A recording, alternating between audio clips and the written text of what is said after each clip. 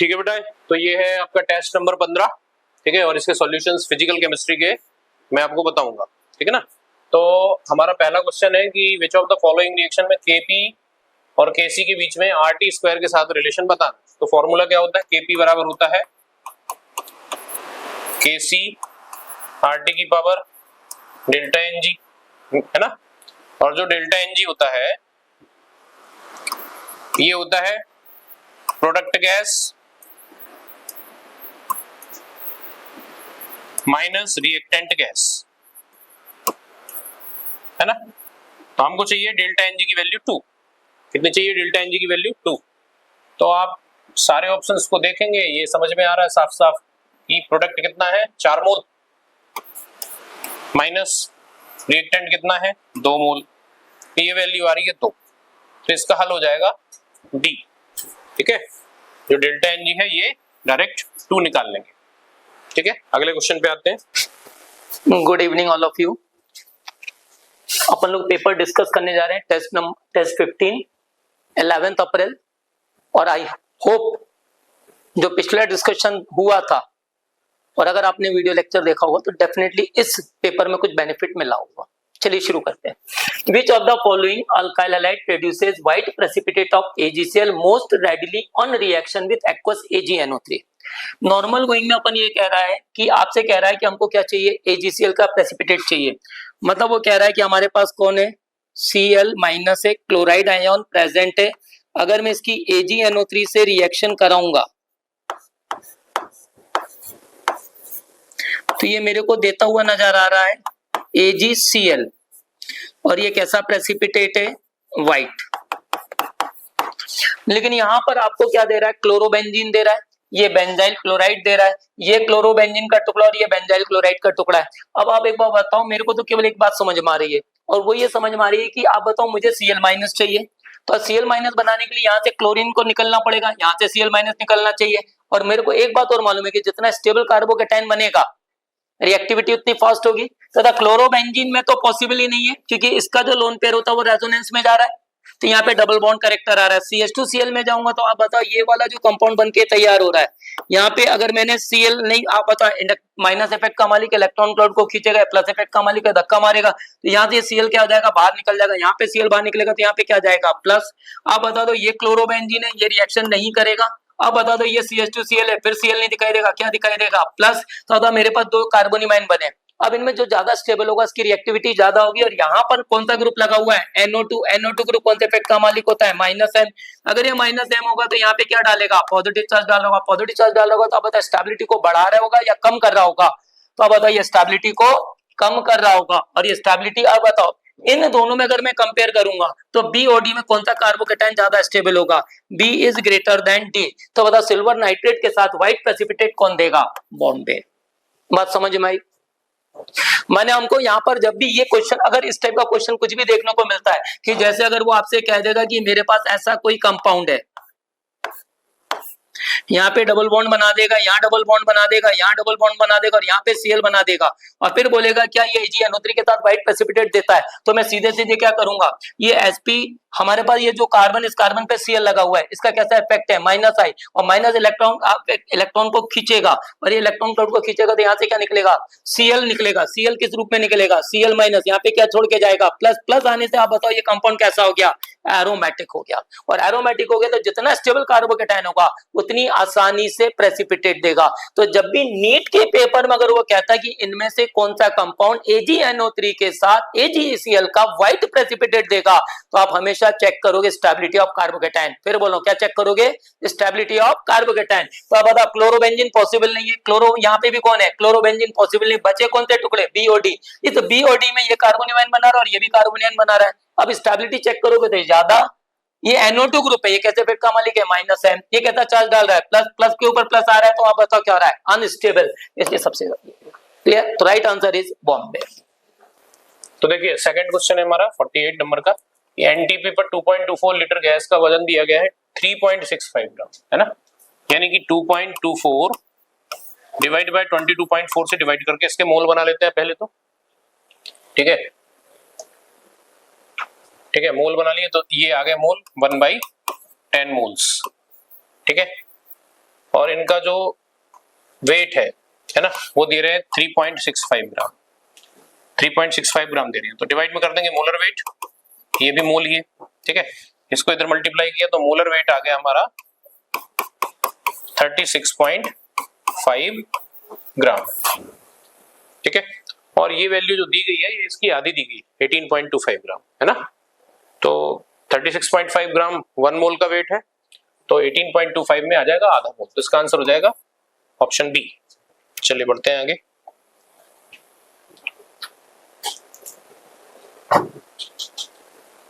ठीक है, देखिए अगला सवाल है हमारा कि डिग्री ऑफ डिसोसिएशन की वैल्यू है 5%, ठीक है।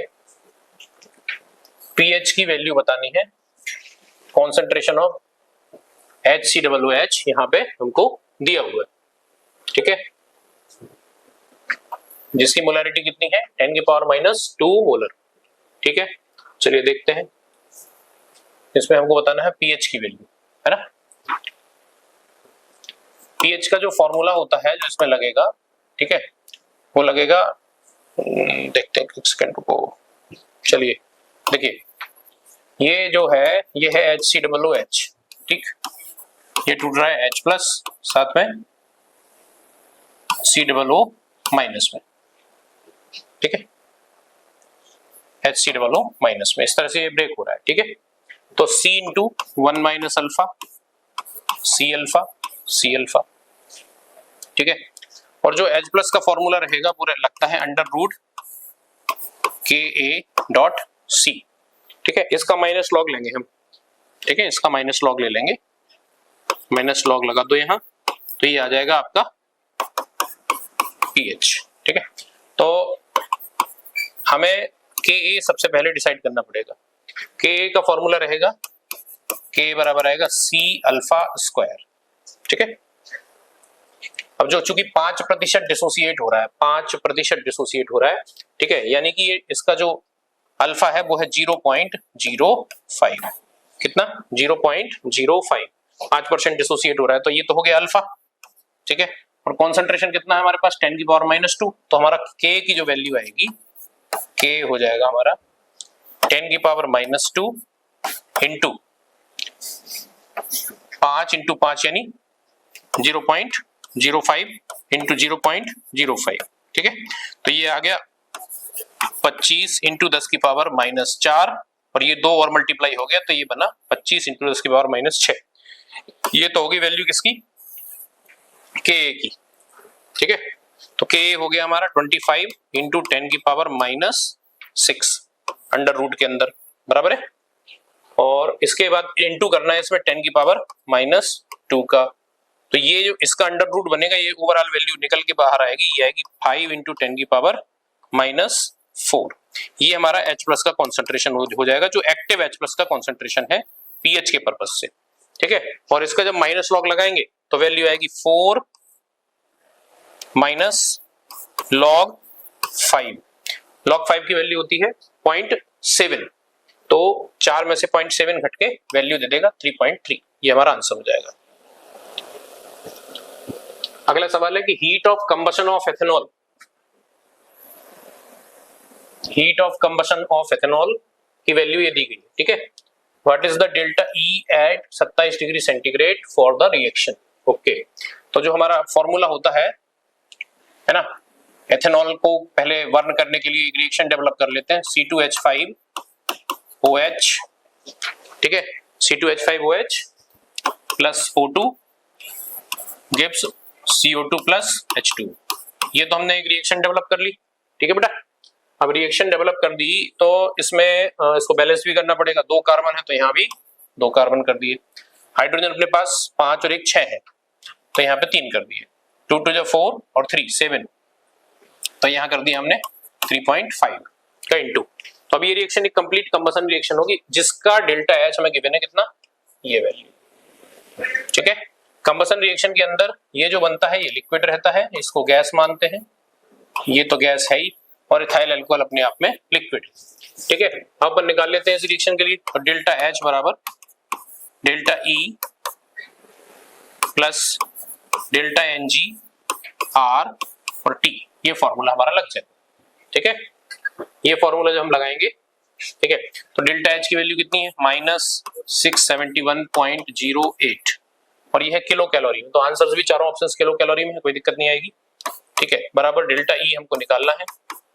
डेल्टा एनजी की वैल्यू कितनी आ जाएगी, रिएक्टेंट माइनस प्रोडक्ट, तो 2 माइनस 3.5, 2 माइनस 3.5 यानी 2 में से जाएगा 3.5 तो बनेगा -1.5, ठीक है, -1.5, पर चूंकि कैलोरी में चल रहा है मसला तो 2 कैलोरी अपन ने इसमें वैल्यू डाल दी और साथ में किलो में कन्वर्ट करने के लिए -3 का मल्टीप्लाई कर दिया, और टेम्परेचर की वैल्यू 27 डिग्री सेंटीग्रेड और 273 को ऐड करके आएगा 300, तो 300 यहाँ ऐड कर दिया, ठीक है। अब इस पूरे अमाउंट को उठा के हमें यहाँ ट्रांसफर करना है और जो है आंसर जो भी बनेगा वो देना है।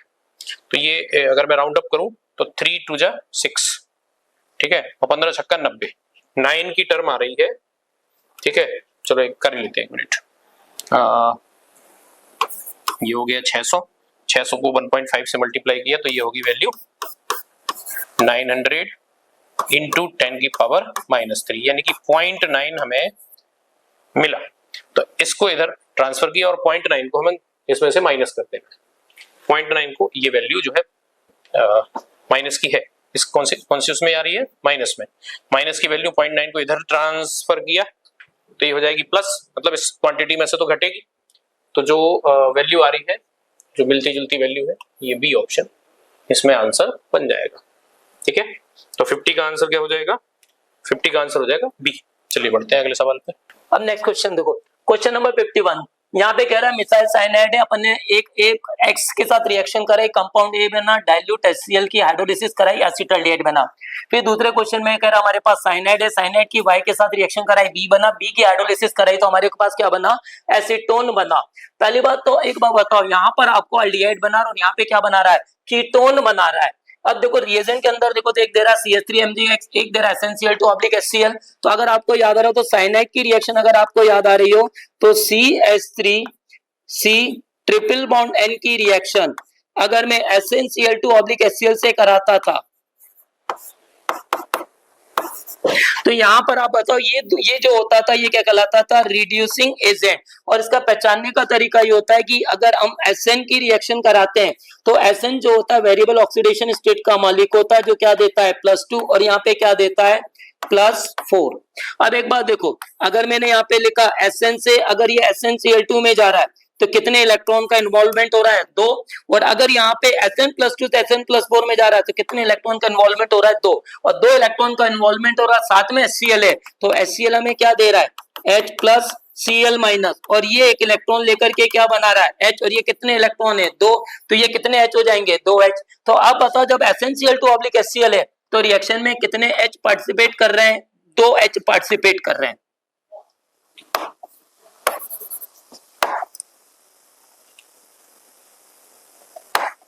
रिएक्शन में 2H पार्टिसिपेट कर रहे हैं, और अगर ये 2H पार्टिसिपेट कर रहे हैं तो आप खुद बता दो कि यहाँ पे अगर 2H पार्टिसिपेट करेंगे, जस्ट अ मिनट,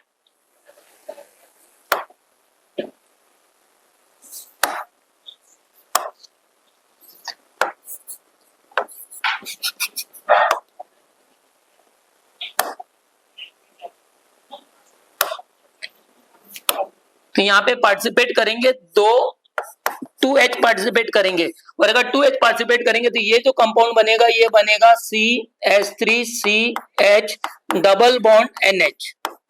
और अब बताओ इसके बाद क्या करा रहा है, हाइड्रोलिसिस करा रहा है।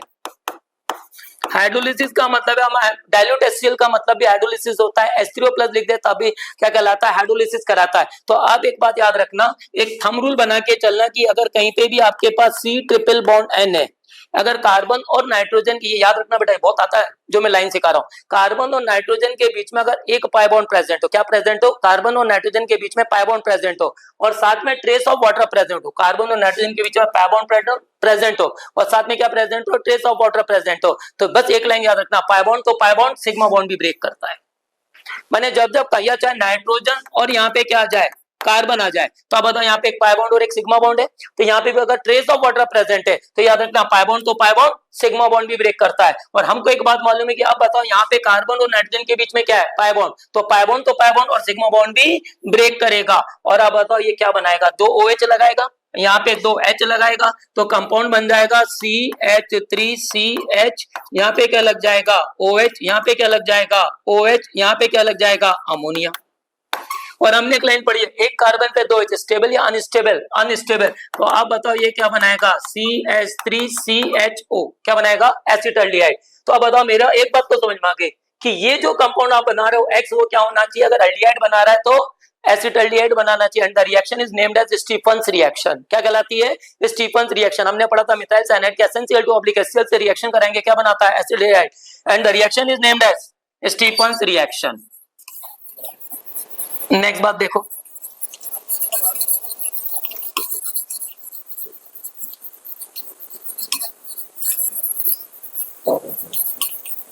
पाई बॉन्ड तो पाई बॉन्ड, सिग्मा बॉन्ड भी ब्रेक करेगा। अब दूसरी बात देखो, अब हमारे पास साइनाइड है, साइनाइड के हम किसके साथ रिएक्शन कराएं कि हाइड्रोलिसिस पे कीटोन बनेगा, ये भी नीट का फिक्स क्वेश्चन है। हाँ एक बात याद रखना, अगर आपके पास कहीं पे भी क्या है साइनाइड है CH3C ट्रिपल बॉन्ड N, अगर जब जब आपसे नीट वाला कहता है कि हमने साइनाइड से क्या बनाया है कीटोन बनाया है, साइनाइड से जब भी कीटोन बनाएगा तो हमेशा याद रखना ग्रिग्नार्ड के साथ रिएक्शन कराते हैं। देखो कैसे, CH3CN की रिएक्शन अगर मैं CH3MgBr से कराऊं तो अब यहाँ पे कौन है ऑर्गेनोमेटेलिक कंपाउंड, और ऑर्गेनोमेटेलिक कंपाउंड में यहाँ पे मैग्नीशियम कौन से ग्रुप का एलिमेंट है, सेकंड है। सेकंड ग्रुप के मेटल के कंपाउंड कैसे होते हैं, आयनिक होते हैं। इसलिए एक बात याद रखना, पूरी केमिस्ट्री की दुनिया में अगर ऑर्गेनोमेटेलिक कंपाउंड होगा यानी आपके पास क्या हो ऑर्गेनिक कंपाउंड में मेटल प्रेजेंट हो, तो मैं क्लास के अंदर भी बार बार कह रहा हूँ मेटल की खोपड़ी पे प्लस, पॉलिसी की खोपड़ी पे माइनस, आवाज आती है टूटा टूटा फूटा फूटा। अब आप बताओ यहाँ पे कौन है साइनाइड, कार्बन और नाइट्रोजन में कौन ज्यादा इलेक्ट्रोनेगेटिव है, नाइट्रोजन, क्या लेके जाएगा इलेक्ट्रॉन, यहाँ पे क्या बनाएगा CH3C, यहाँ पे आएगा प्लस, यहाँ पे क्या आएगा डबल बॉन्ड N, यहाँ पे क्या आएगा माइनस। अब बताओ यहाँ पे क्या जुड़ जाएगा, ये कौन सा फाइल है इलेक्ट्रोफाइल, ये कौन सा फाइल है न्यूक्लियोफाइल, क्या बोलेगा एक इलेक्ट्रॉन द, क्या बोलेगा ले, दोनों के बीच में क्या बन जाएंगे बॉन्ड CH3CH3, यहाँ पे क्या बन जाएगा डबल बॉन्ड N MgBr।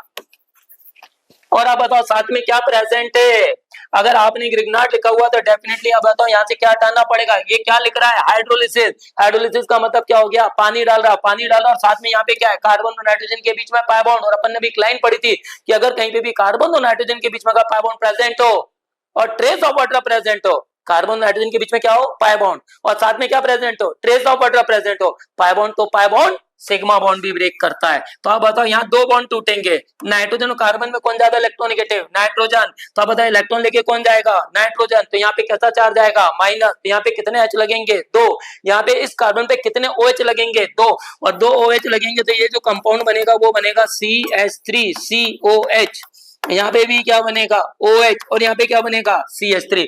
अब एक कार्बन पे दो H, स्टेबल या अनस्टेबल, क्या निकलेगा पानी, पानी निकलेगा, तो प्रोडक्ट क्या बन जाएगा एसीटोन। तो इसलिए एक बार बताओ जो आपने क्वेश्चन नंबर 51 बोला उसका आंसर कौन सा हो जाएगा बी, आ गया समझ में। तो एक बात याद रखना बेटा, अगर साइनाइड और ग्रिग्नार्ड दिया है, क्या दिया हुआ है साइनाइड, साथ में किसके साथ रिएक्शन करा है ग्रिग्नार्ड, हमेशा कीटोन बनता है। साइनाइड ग्रिग्नार्ड के साथ हमेशा क्या बनाएगा कीटोन, और साइनाइड SnCl2 ऑब्लिक HCl के साथ हमेशा क्या बनाएगा aldehyde, and the reaction is named as Stephen's reaction.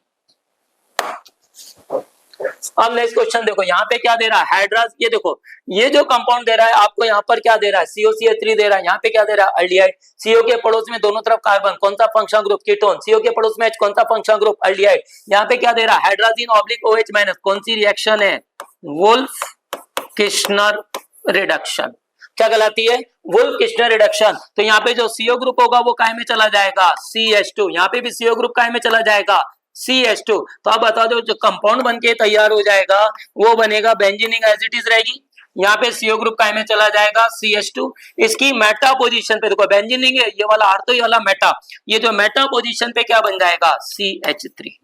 तो आप देखो इनमें से कौन सा ऑप्शन ऐसा दिख रहा है, देखो यहाँ अल्कोहल बना रहा है, यहाँ अल्कोहल बना रहा है, अल्कोहल तो बनेगा नहीं, या तो डी वाला ऑप्शन होना चाहिए या ए वाला होना चाहिए, लेकिन डी वाले ऑप्शन में जो मिथाइल ग्रुप है वो कौन सी पोजीशन पे लग गया पैरा, जबकि ओरिजिनल कंपाउंड में कौन सी पोजीशन पे लगा है meta, that's why answer is A. तो आपका 52 का आंसर हो गया ए।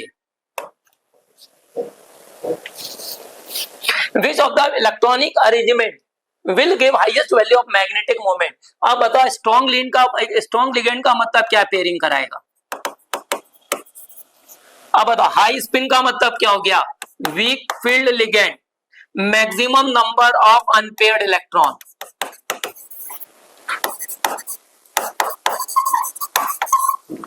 Maximum number of unpaired electron.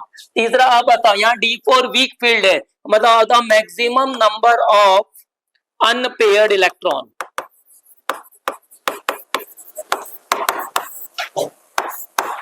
अगर D2 स्ट्रॉन्ग फील्ड है, मतलब क्या कराएगा पेयरिंग, लेकिन दो इलेक्ट्रॉन की पेयरिंग तो नहीं हो सकती है। तो आप बताओ जब मैं D6 की बातचीत करूंगा तो कितने हैं, अगर स्ट्रॉन्ग फील्ड होगा तो 1 2 3 ये 4 ये 5। तो आप बताओ ये कितने ऑर्बिटल है, डी ऑर्बिटल। ये कैसे है, डिजेनरेट। स्ट्रॉन्ग फील्ड में क्या होगा, स्प्लिटिंग होगी, और स्प्लिटिंग होगी तो ऐसा कुछ जाएगा, और जब ऐसा जाएगा तो आप बताओ कितने इलेक्ट्रॉन बनने, 6 1 2।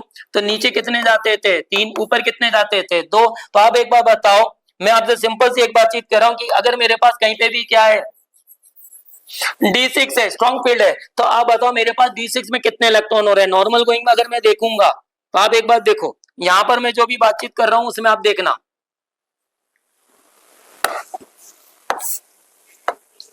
ये जो इलेक्ट्रॉन पेयर है 1 2 3, हाँ बताओ 6 इलेक्ट्रॉन है, 1 2 3 4 5 और ये 6। लेकिन अगर स्ट्रॉन्ग फील्ड होगा तो ये पेयरिंग करा लेगा, और ये वाला भी पेयरिंग करा लेगा। तो आप बताओ पेयरिंग जब करा लेगा तो कितने इलेक्ट्रॉन बचेंगे, कितने पेयर बनेंगे, 1 2, ये पेयर हो जाएगा, ये पेयर हो जाएगा, बोलो हाँ।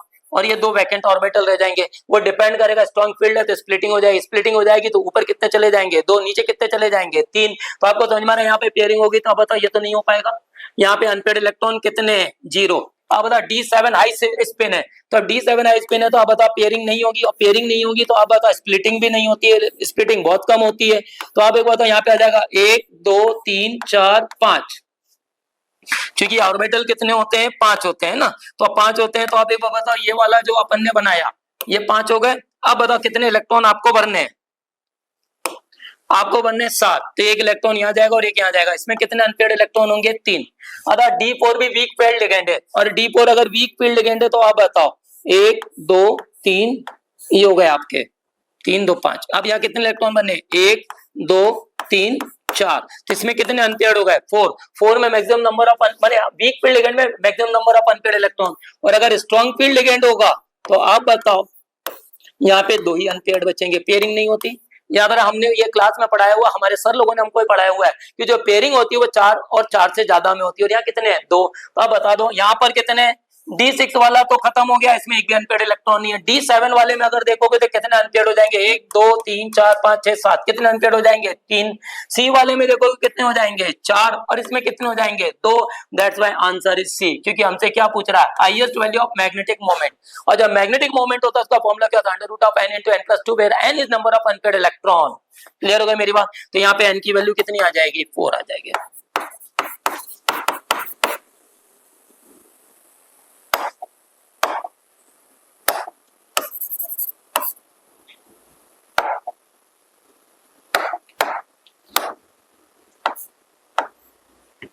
√n × n+2। तो 4 वाले के लिए जो भी होगा वैल्यू ज्यादा आएगी, इसलिए इसका आंसर कौन सा हो गया, C। ठीक, नेक्स्ट देखो 53 हो गया अपना बेटा, 54 देखो, सिलेक्ट द रॉन्ग पेयर। अब आप एक बार बताओ, सीधे सीधे दिख रहा है सेलुलोज, ये आपको याद होना चाहिए, सेलुलोज जो होता है polymer of beta D glucose होता है, लैक्टोज जो होता है वो बीटा डी गैलेक्टोज और बीटा डी ग्लूकोज होता है, स्टार्च जो होता है वो अल्फा डी ग्लूकोज का पॉलीमर होता है। आप बताओ जो सुक्रोज वाला आपको दिया हुआ है, अगर आपको याद हो रहा है तो sucrose is a combination of glucose and fructose, ये तो बिल्कुल सही लिखा हुआ है, उसमें हमको कंफ्यूज किया हुआ है। ये वाला जो टर्म होना चाहिए था यहाँ पे अल्फा होना था, और ये वाला जो टर्म होना था यहाँ पे बीटा होना चाहिए था। Alpha D glucose and beta D fructose का जो कॉम्बिनेशन होता है वो क्या कहलाता है, सुक्रोज, और वो क्या कह रहा है, रॉन्ग पेयर। तो that's why answer is C. तो क्वेश्चन नंबर 54 का आंसर आपका सी हो गया। नेक्स्ट देखते हैं। अब बताओ when an element whose IUPAC name is ununquadium belongs to which block. तो मैंने लास्ट वाले वीडियो में भी आपको इसका तरीका बताया था कि अगर आपका 0 होता है तो इसको कहते हैं निल, अगर 1 होता है तो इसको कहते हैं अन, अगर 2 होता है तो इसको कहते हैं बाई, 3 होता है तो कहते हैं ट्राई, 4 आता है तो कहते हैं क्वेड, 5 होता है तो आप इसको कहते हो पेंट,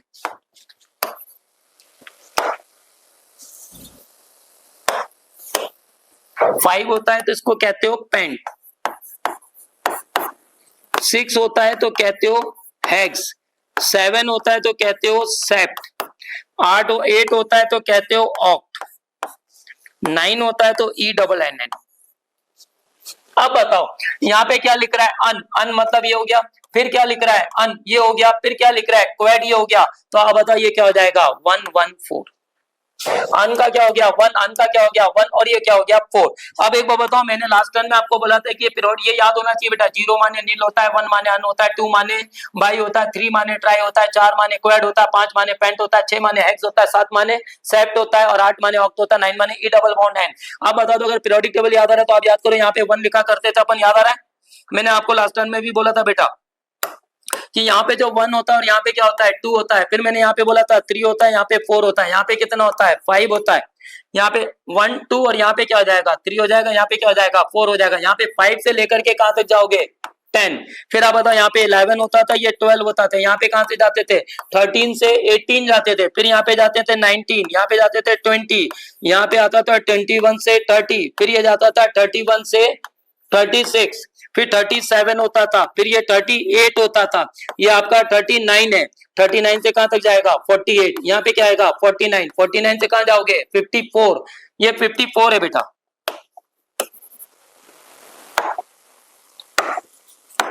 ये वाला आपका कौन सा है 54 है, फिर यहाँ लिखते थे 55, यहाँ लिखते थे ये 55 है, ये 56, यहाँ पे आता था 57, ये जो 57 था डी ब्लॉक का था, और याद आ रहा था यहाँ पे 58 से 71 आपका एफ ब्लॉक होता था, और 72 से 80 आपका डी ब्लॉक होता था, और 81 से 86 पी ब्लॉक होता था। फिर यहाँ आता था 87, यहाँ पे आता था 88, 89 क्या होता था आपका डी ब्लॉक, 90 से 103 तक आपका होता था एफ ब्लॉक, और यहाँ पे आपका 104 से लेकर के 112 तक के होता था आपका डी ब्लॉक, और 113 से लेके 118 तक के होता था पी ब्लॉक। अब बताओ मेरा जो एलिमेंट है उसका एटॉमिक नंबर कितना निकल के आ रहा है, अनअनक्वेडियम है, और अनअनक्वेडियम का मतलब एटॉमिक नंबर कितना निकल के आया 114। अब बता दो ये 114 कहाँ लाई कर रहा है, यहाँ पे लाई कर रहा है, वो भी कहाँ पे ये 113 113 से 118 के बीच में। और अब बताओ ये कौन से ब्लॉक के एलिमेंट है, पी ब्लॉक के एलिमेंट है, इसलिए right answer is P block. आया समझ में? नेक्स्ट बात करता हूँ। चलिए बच्चों क्वेश्चन नंबर 56 को देखते हैं। How many moles of KMnO4 are required in acidic medium to oxidize 10 mole of ferric oxalate. बेटा ये फेरिक ऑक्सलेट जो है ना इसका फॉर्मूला रहेगा Fe2C2O4 का होल थ्राइस। तो Fe यहाँ पे ऑलरेडी फेरिक कंडीशन में है, माने Fe3+ कंडीशन में है, ठीक है। तो इसमें और आगे ऑक्सीडाइज क्या करोगे भाई, Fe3+ को नहीं कर पाओगे ना। जो C2O4 के 3 मॉलिक्यूल है 3, तो ये बनाएंगे 3 सेट ऑफ CO2 1 2 बनाएगा, तो ये बनाएंगे 6, ठीक है।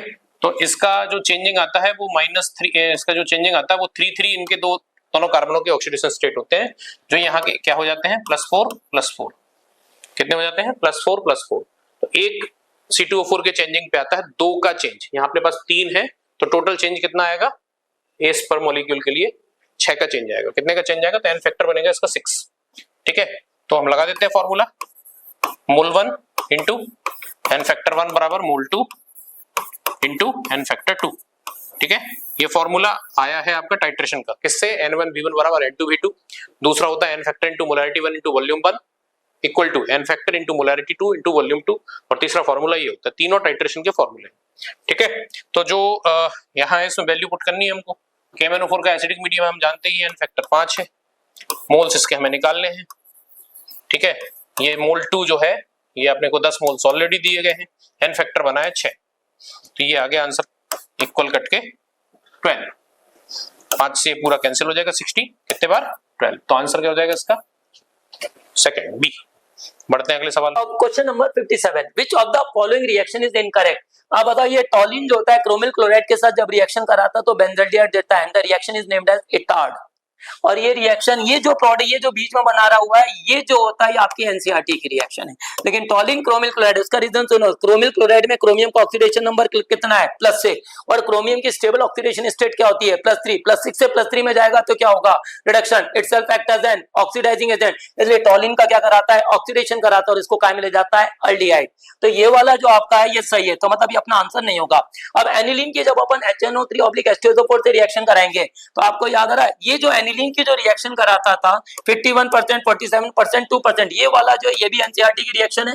अगर हम एनिलीन की बातचीत करें तो ये जो आपका एनिलीन होता था, हम जब यहाँ पे लेते थे HNO3+H2SO4, तो आप बताओ इस HNO3+H2SO4 से हमको इलेक्ट्रोफाइल जनरेट करना पड़ता है, और इलेक्ट्रोफाइल जनरेट करने का तरीका होता है, जब भी आपको दो एसिड देगा तो इन दोनों में से जो स्ट्रॉन्ग एसिड होगा उसका आयनाइजेशन होगा, और जो वीक एसिड होगा वो मॉलिक्यूलर फॉर्म में रहेगा। और हमको एसिडिक स्ट्रेंथ की सीरीज इनऑर्गेनिक केमिस्ट्री की आती है, ये आप याद कर लेना, मैं क्लास में भी बार बार बोल रहा हूँ, HClO4, H2SO4, HI, HBr, HCl, HNO3, H3PO4। तो आप बता दो यहाँ पर कौन सा एसिड लिखा है, HNO3, और यहाँ कौन सा लिखा है, H2SO4, और ये decreasing order of acidic strength है। इसमें आप बताओ H2SO4 कहाँ दिख रहा है, ऊपर, और आपका HNO3 कहाँ दिख रहा है, नीचे। तो H2SO4 कैसा हो गया, स्ट्रॉन्ग एसिड, ये सिस्टम में क्या प्रोवाइड करेगा, H+, और HNO3 कैसा रहेगा, मॉलिक्यूलर फॉर्म में, और मॉलिक्यूलर फॉर्म में रहेगा तो आप बताओ सेंट्रल एटम है, सेंट्रल एटम है तो आप बताओ यहाँ पे क्या लगा हुआ है, OH लगा हुआ है। और अब बताओ कितने ऑक्सीजन लगे, तो आप बताओ, मैं इसको ऐसे भी लिख सकता हूं, आपने जैसे पढ़ा हुआ बेटा वैसा डायग्राम बना देता हूं इसका। तो अब बताओ, मैंने ये लिखा HO डबल बॉन्ड N, ये double bond single bond O, और ये कोऑर्डिनेट बॉन्ड O, है ना। और आप बताओ H2SO4 हमें क्या प्रोवाइड करेगा, H+, HSO4-, और आप एक बात बताओ, ये H+ कौन है, इलेक्ट्रोफाइल, ये कौन सा है, न्यूक्लियोफाइल। और पूरे केमिस्ट्री की दुनिया में कहते हैं कि अगर कहीं पे भी OH प्रेजेंट हो, साथ में H+ प्रेजेंट हो, हमेशा प्रोटोनेशन होगा, और ये कौन सा फाइल है, न्यूक्लियोफाइल, और ये कौन है, H+, तो ये क्या निकलेगा, पानी निकलेगा। तो यहाँ पे प्रोटोनेशन होगा, प्रोटोनेशन होगा तो यहाँ पे क्या आ जाएगा, N double bond O, coordinate bond O। Oxygen के कितने बॉन्ड हो गए, 3, बनाता कितना है, 2, और साथ में O पे क्या आ रहा है, प्लस। पीरियोडिक प्रॉपर्टी में पढ़ा था, electronegativity is directly proportional to positive charge, इसकी इलेक्ट्रॉन लेने की टेंडेंसी बढ़ गई तो इलेक्ट्रॉन लेके निकल जाएगा, तो हमें इलेक्ट्रोफाइल कौन सा जनरेट करेगा, NO2+। तो आप बताओ जब NO2+ करेगा तो आप बताओ किसके साथ रिएक्शन करा रहे हो, एनिलीन। लेकिन एक बार बताओ, यहाँ सिस्टम में एनिलीन है, ये कौन है, बेस, और ये कौन है, एसिड। तो यहाँ पे भी देख रिएक्शन हो जाएगी एसिड और बेस की, और एसिड और बेस क्या बना देंगे, सॉल्ट, और सॉल्ट बना देंगे। तो आप बता दो ये जो एनिलीन होगा, ये जो एनिलीन होगा वो आपका क्या बना देगा, NH3+, और ये एनिलीनियम आयन बनाएगा। तो आप बताओ ये कैसा डायरेक्टिंग होता है, मेटा, तो NO2 ग्रुप को कहां लगेगा, मेटा। तो आप बताओ यहाँ पे क्या बनेगा, पैरा भी बनेगा, मेटा भी बनेगा, और आर्थो भी बनेगा। क्लियर हो गई मेरी बात। तो नेक्स्ट बात देखते हैं, phenol bromine in carbon disulphide. तो आप बताओ ये वाली जो रिएक्शन होती थी, ये ब्रोमीन की जो रिएक्शन होती है वो दो तरीके से होती थी। अगर आपको याद रहो तो जो फिनॉल होता है वो, आप में क्वेश्चन समझना बेटा, ये मैं मिटा रहा हूं।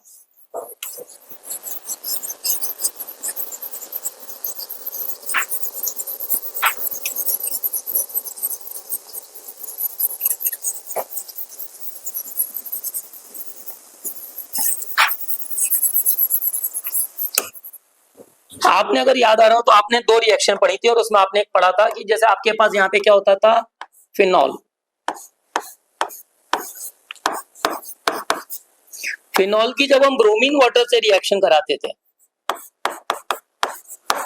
तो आपको याद आता है अपन ने क्लास के अंदर अभी जो रिवीजन क्लासेस चल रही है मैंने उसमें आपको एसिडिक स्ट्रेंथ पढ़ाई है, sulphonic acid, picric acid, squaric acid, benzoic acid, acidic acid, nitrophenol, carbonic acid, phenol, water, alcohol, alkyne, amine, alkene. तो आप बताओ वहां पे क्या हो रहा है, फिनॉल कहाँ है, फिनॉल, वाटर, अल्कोहल। तो आप बताओ फिनॉल का है सीरीज में ऊपर, वाटर का है नीचे, तो फिनॉल की एसिडिक स्ट्रेंथ ज्यादा है, किससे, पानी से। तो आप बताओ जब इस कंपाउंड को पानी में डालोगे तो ये कैसा बिहेव करेगा, एसिड, और एसिड की तरह बिहेव करेगा तो क्या देगा, H+, और अगर ये H+ देगा तो ये क्या बना लेगा, फिनॉक्साइड आयन। और अगर ये फिनॉक्साइड आयन बना देगा तो आप बता दो O पे माइनस आ गया तो कौन से इफेक्ट का मालिक हो गया, +M। और +M में सबसे ज्यादा स्ट्रॉन्ग एक्टिवेटिंग ग्रुप कौन होता है, O-, सीरीज ज्यादा रही, O- greater than NH2 greater than NHR greater than NR2 greater than OH, OR NaCOR OCOR, तो सीरीज में सबसे पहले कौन आता है? O minus. तो आप बताओ जब O माइनस है तो आप बता दो, खुद सोच के देखो, ये हाईली एक्टिवेटेड हो गया, और हाईली एक्टिवेटेड हो गया तो इसमें हमेशा क्या होगा? पॉली सब्स्टिट्यूशन होगा, माने जो Br होंगे वो आर्थो पैटा, आर्थो और पैरा सब जगह पे लग जाएंगे। यहाँ पे भी Br लग जाएगा, यहाँ पे भी Br लग जाएगा, और यहाँ पे भी Br लग जाएगा। रीजन समझ में आया कि फिनॉल की जब भी ब्रोमीन वाटर के साथ रिएक्शन कराते हैं तो पॉली सब्स्टिट्यूशन होता है, और फिनॉल की जब भी ब्रोमीन वाटर के साथ रिएक्शन कराते हैं तो हमें लीविस एसिड की जरूरत नहीं पड़ती, क्योंकि यहाँ पे खुद ही फिनॉक्साइड आयन इतना स्ट्रॉन्ग एक्टिवेटिंग ग्रुप होता है कि पॉली सब्स्टिट्यूशन करा लेता है। लेकिन आप बताओ जब हम कार्बन डाइसल्फाइड के साथ कराते हैं तो आप बताओ ये लेस प्रोटिक सॉल्वेंट हो जाता है, इस कारण से आप बताओ ये क्या करेगा? केवल आर्थो और पैरा पोजीशन पे Br लगाएगा। तो एक्चुअल में जब फिनॉल की ब्रोमीन वाटर के साथ रिएक्शन कराते थे, फिनॉल की हमने ब्रोमीन ऑब्लिक कार्बन डाइसल्फाइड के साथ रिएक्शन कराओगे तो आप बता दो ये केवल OH जो होता है आर्थो पैरा डायरेक्टिंग, इस वजह से ये केवल बनाएगा, एक बार Br आर्थो पे लगा देगा और एक बार Br आपका पैरा पे लगा देगा। तो ये आर्थो एंड पैरा ब्रोमोफिनॉल का मिक्सचर देता है, और ये यहाँ पे क्या बना रहा है? 2,4,6 ट्राई ब्रोमोफिनॉल, इसलिए ये वाला गलत है। और आप बताओ आपसे क्या कह रहा है? विच of the following is incorrect, और ये आप बताओ इनकरेक्ट पूछ रहा है, इसलिए हमको एक बात समझ में आ गई कि ये वाला जो ऑप्शन आपने जो प्रोडक्ट बनाया वो गलत, इसलिए हमारा आंसर क्या हो गया? सी हो गया। अब देखो NH2H2SO4 से रिएक्शन करा रहा हो, देखना ये कौन है? एनिलीन। ये कौन है? बेस। ये कौन है? एसिड। एसिड क्या देगा? H+। ये कौन है? लिविस बेस, तो क्या बनाएगा? Aniline amine. और याद आ रहा है ये ज्यूटेराइन कहलाता था। पहले क्या बनता था? एनिलीनियम हाइड्रोजन सल्फेट और रीअरेंज होकर के NH3+SO3- देता है, और ये क्या कहलाता है? ज्यूटेराइन। ये रिएक्शन भी सही है, तो that's why answer is C. तो हमारा आंसर क्या हो गया? C. Question number 58, IUPAC name of the given compound will be. पहले तो एक बार बताओ, यहाँ पे NO2 लगा, यहाँ Br लगा, यहाँ Cl लगा। बेंजीनिंग में अपन का तरीका क्या होता है कि आप एक बार बताओ, हम नंबरिंग कहाँ से शुरू करेंगे? जहाँ से लोकेंट मिनिमम होना चाहिए। तो अगर मैं यहाँ से नंबरिंग करता हूँ तो ये आता है 1, यहाँ से आता है 2, यहाँ से आता है 3, यहाँ से आता है 4। क्लियर? और अगर आप बताओ मैं यहाँ से अगर मैं Cl से नंबरिंग करता हूँ तो 1 2 3 4 5 आ रहा है। मैं यहाँ से नंबरिंग करता हूँ तो 1 2 3 4 5 6 आ रहा है। तो मिनिमम लोकेंट कहाँ से आ रहा है? Br से नंबरिंग करने में। तो 1 ब्रोमो आना चाहिए, 2 क्लोरो आना चाहिए और नाइट्रो आना चाहिए। तो अब एक बार बताओ, यहाँ पे 1 ब्रोमो आना चाहिए, तो सी वाला ऑप्शन गलत हो गया। अगर यहाँ 4 ब्रोमो दे रहा है, ये भी गलत हो गया। 4 ब्रोमो दे रहा है, ये भी गलत हो गया। हमसे क्या पूछ रहा है? IUPAC name of the given compound, तो that's why answer is A. In which of the following reaction H2SO4 act as oxidizing agent? तो पहले तो एक बात समझो, ये जो आपका H2SO4 होता है,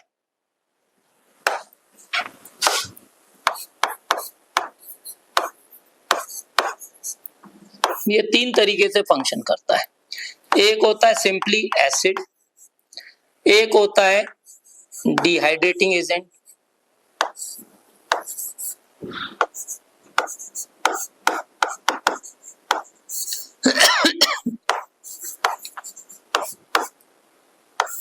और एक होता है ऑक्सीडाइजिंग एजेंट।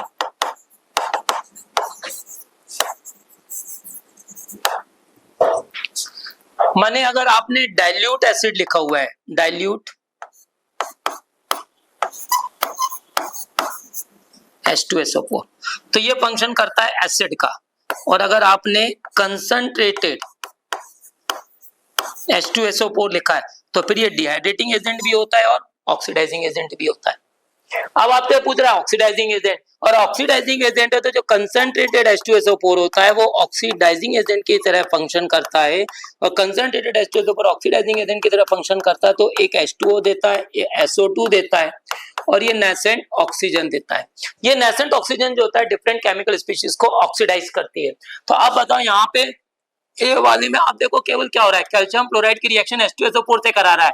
यहाँ पे ऑक्सीडेशन नंबर +2, यहाँ पे भी +2 है, यहाँ पर H2 फ्लोरीन -1 है, हाइड्रोजन +1 है, आपका हाइड्रोजन +1 है, सल्फेट में सल्फर +6 है, ऑक्सीजन -2 है, और यहाँ पर कैल्शियम सल्फेट में सल्फर +6 है, यहाँ -2 है, यहाँ पे +1 है, यहाँ पे -1 है। अब बताओ कोई भी चेंज दिखाई नहीं दे रहा, बात खत्म। NaCl में देखो यहाँ पर Na +1 है, यहाँ पे भी Na+1 है, Cl-1 है, यहाँ पे भी Cl-1 है, हाइड्रोजन +1 है, यहाँ हाइड्रोजन +1 है, सल्फेट में सल्फर +6 है, यहाँ पे भी सल्फेट में सल्फर +6 है, ऑक्सीजन -2 है, यहाँ पे भी ऑक्सीजन -2, कोई चेंज नहीं दिख रहा। अब बताओ यहाँ पे कॉपर फ्री स्टेट में तो इसका ऑक्सीडेशन नंबर 0 और यहाँ पे कितना है +2। अब दूसरी बात चीज देखो, यहाँ पे सल्फर का ऑक्सीडेशन नंबर कितना है +6, यहाँ पे भी सल्फर का ऑक्सीडेशन नंबर +6, कोई चेंज नहीं दिख रहा। लेकिन यहाँ पे सल्फर +6 और यहाँ पे क्या है +4 दिख रहा है। तो आप बताओ 0 से +2 में जा रहा है, क्या कहलाएगा ऑक्सीडेशन, और +6 से +4 में जा रहा है तो क्या कहलाएगा रिडक्शन, और जिसका रिडक्शन होता है act as oxidizing agent. Clear. और लास्ट वाले में देखो आपने दिया हुआ C12 H22O11, ये कौन है सुक्रोज, कंसंट्रेटेड H2SO4 के साथ रिएक्शन करा रहे हो और क्या दे रहे हो पानी, साथ में क्या दे रहे हो कार्बन। तो ये वाली जो रिएक्शन है डिहाइड्रेटिंग एजेंट की है, और ये वाली जो रिएक्शन है ये ऑक्सीडाइजिंग एजेंट प्रॉपर्टी की बात कर रही है। तो आप बताओ आपसे पूछ रहे H2SO4 act as oxidizing agent, that's why answer is सी।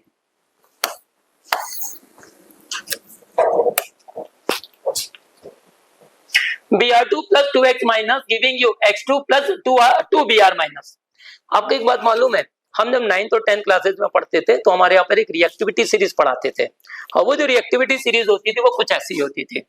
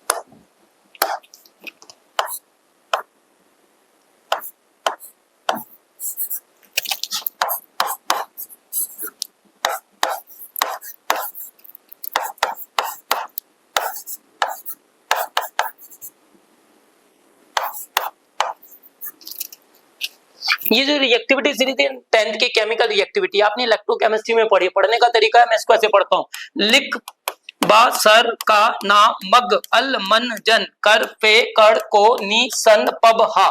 ये कॉपर इसको पढ़ते हैं कौन, आइए होंगे आगे, ब्रह्मानंद पंडित, कलावती सोनालाई प्री में, ये आप याद रख लेना।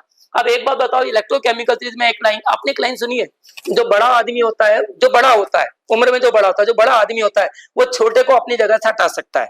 जैसे अगर कहीं पे आप बैठे हुए हो और कोई माने सारी जगह पे आप बैठे हो और इतने में आप माने आप 4-5 फ्रेंड्स बैठे हुए थे और मान लो सपोज करो कोई सर आ जाते हैं, तो आप बताओ अपनी जगह छोड़ के आप खड़े हो जाओगे। यानी जो बड़ा आदमी होता है वो छोटे को अपनी जगह से हटा सकता है, ये रूल है। तो यहाँ पे भी क्या होता है, जो ऊपर वाले होते हैं वो अपने नीचे वालों को डिस्प्लेस कर देते हैं सॉल्ट सोल्यूशन से। जैसे अगर आपको याद है तो अपन यहाँ पे ऐसे लिखते थे, कॉपर सल्फेट लिखा करते थे, इसकी आयरन से रिएक्शन कराते थे, और जब ये रिएक्शन कराते थे तो इलेक्ट्रोकेमिकल सीरीज में आयरन कहाँ लिखा हुआ है ऊपर और कॉपर कहाँ लिखा हुआ है नीचे। तो अब बताओ बड़ा आदमी किसी को अपनी जगह से हटा सकता, बोलो हाँ। तो अब बताओ ये आयरन क्या करेगा, किसको हटा देगा, कॉपर को, और जब कॉपर को हटाएगा तो खुद उसकी जगह में चला जाएगा, तो क्या बन जाएगा FeSO4, और साथ में क्या बना लेगा कॉपर। वैसे अब यहाँ पर देखो, यहाँ पे ये चल रहा है, ये कैसे फॉर्म में होना चाहिए, माने कॉपर सल्फेट है और ये Fe है, बड़ा आदमी कौन है आयरन, डिस्प्लेस कर दिया। वैसे इस रिएक्शन के अंदर जब मैं बातचीत करूंगा, ये कह रहा है Br2 + 2x- giving you H2 + 2Br- aux. तो आप बताओ तो अब ये कौन है, नॉन मेटल की रिएक्शन करा रहा है, और जब नॉन मेटल की रिएक्शन करा रहा है तो आप एक बार बताओ अपन करेंगे क्या। अपन यहाँ पर बातचीत ये कर रहे हैं कि यहाँ पर अपन को ये याद रखना कि जो नीचे वाले जो होते हैं ये मॉलिक्यूलर फॉर्म में होने चाहिए, माने कैसे होने चाहिए, मॉलिक्यूल, नीचे वाले कैसे होने चाहिए मॉलिक्यूल, और इसके ऊपर वाले जितने भी होंगे वो कैसे होने चाहिए आयनिक फॉर्म में। ये थंब रूल है, फिर याद रखना, ऊपर वाले में कैसा होना चाहिए, ये कैसा होना चाहिए एलिमेंटल फॉर्म में, और नीचे वाला कैसा होना चाहिए आयनिक फॉर्म में। इसमें उल्टा है, नीचे वाला कैसा होना चाहिए मॉलिक्यूल, ऊपर वाला कैसा होना चाहिए आयनिक। तो आप बता दो अब इस क्वेश्चन में क्या दे रहा है Br2, तो Br2 आपका ये लिखा हुआ है, इलेक्ट्रोकेमिकल सीरीज आपको याद है, अगर ये Br2 ऊपर लिखा है तो इसके ऊपर कौन लिखा हुआ है आयोडीन, इसको किस फॉर्म में होना चाहिए आयनिक फॉर्म में। मेरी बात समझ में आ रही है? फिर कह रहा हूं नीचे वाला कैसा होना चाहिए मॉलिक्यूल, तो फ्लोरीन किसको रिप्लेस, फ्लोरीन जो है किसको कर सकता है, Cl माइनस को, Br माइनस को और I माइनस को। अगर Cl2 लेंगे तो किसको रिप्लेस करेगा, Br माइनस और I माइनस को, लेकिन Br2 लेंगे तो केवल किसको रिप्लेस करेगा, I माइनस। और यहाँ पे क्या लिखा है Br2, तो आयनिक फॉर्म में यहाँ पे कौन होगा, Cl माइनस होगा, F माइनस होगा या Br माइनस होगा या I माइनस होगा। तो केवल आप बताओ Br2 के जस्ट ऊपर कौन प्रेजेंट है, केवल एक ही तो प्रेजेंट है, आयोडीन। इसका कौन सा फॉर्म, आयोनिक फॉर्म होना चाहिए, इसलिए right answer is Bombay. Clear, ये कॉन्सेप्ट याद रखना। ये है एक आया। एंथैल्पी ऑफ फॉर्मेशन अपने को सबके दिए गए हैं, एंथैल्पी चेंज इस रिएक्शन के लिए निकालना है। भाई साहब देखो बिल्कुल क्लियर है कि एंथैल्पी ऑफ फॉर्मेशन का डेटा है और एंथैल्पी ऑफ रिएक्शन निकालना। तो फॉर्मेशन के लिए अपन करते हैं, क्या करते हैं, प्रोडक्ट माइनस रिएक्टेंट। ठीक है, तो प्रोडक्ट की एंथैल्पी लिख लेते हैं। कहाँ है, CaO की एंथैल्पी है -152, ठीक है, प्लस CO2 की फॉर्मेशन एंथैल्पी कितनी, 1222 पे है -94, ठीक है, और CaCO3 की एंथैल्पी कितनी है फॉर्मेशन की, -288। तो ये माइनस का साइन और -288, इसको सॉल्व करते हैं। सॉल्व करने से अपने को 1 मिनट के अंदर उत्तर मिल जाएगा। इसको और ये माइनस माइनस हो गया प्लस, तो ये तो आ गई +288 की वैल्यू। ठीक है, कितनी आ गई, +288, और ये दोनों भी जुड़ेंगे ही, तो 4 और 2 6, ठीक है, 9 और 5 हो जाएंगे आपके 14, ठीक है, और 1 मिला के 2, 246 को हमको इसमें से हटाना है, तो 42 बनने वाला है। और ये माइनस किया, माइनस माइनस तो माइनस रहेगा, प्लस माइनस माइनस प्लस हो जाएगा, तो ये वैल्यू आपकी पॉजिटिव वैल्यू में आ रही है, पॉजिटिव वैल्यू में आ रही है। ठीक है,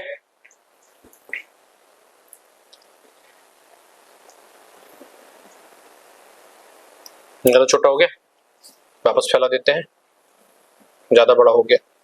ठीक है, तो इस हमारा आंसर क्या हो जाएगा, ये 42 kg किलो जूल। एक सेकेंड, तो चलिए बेटा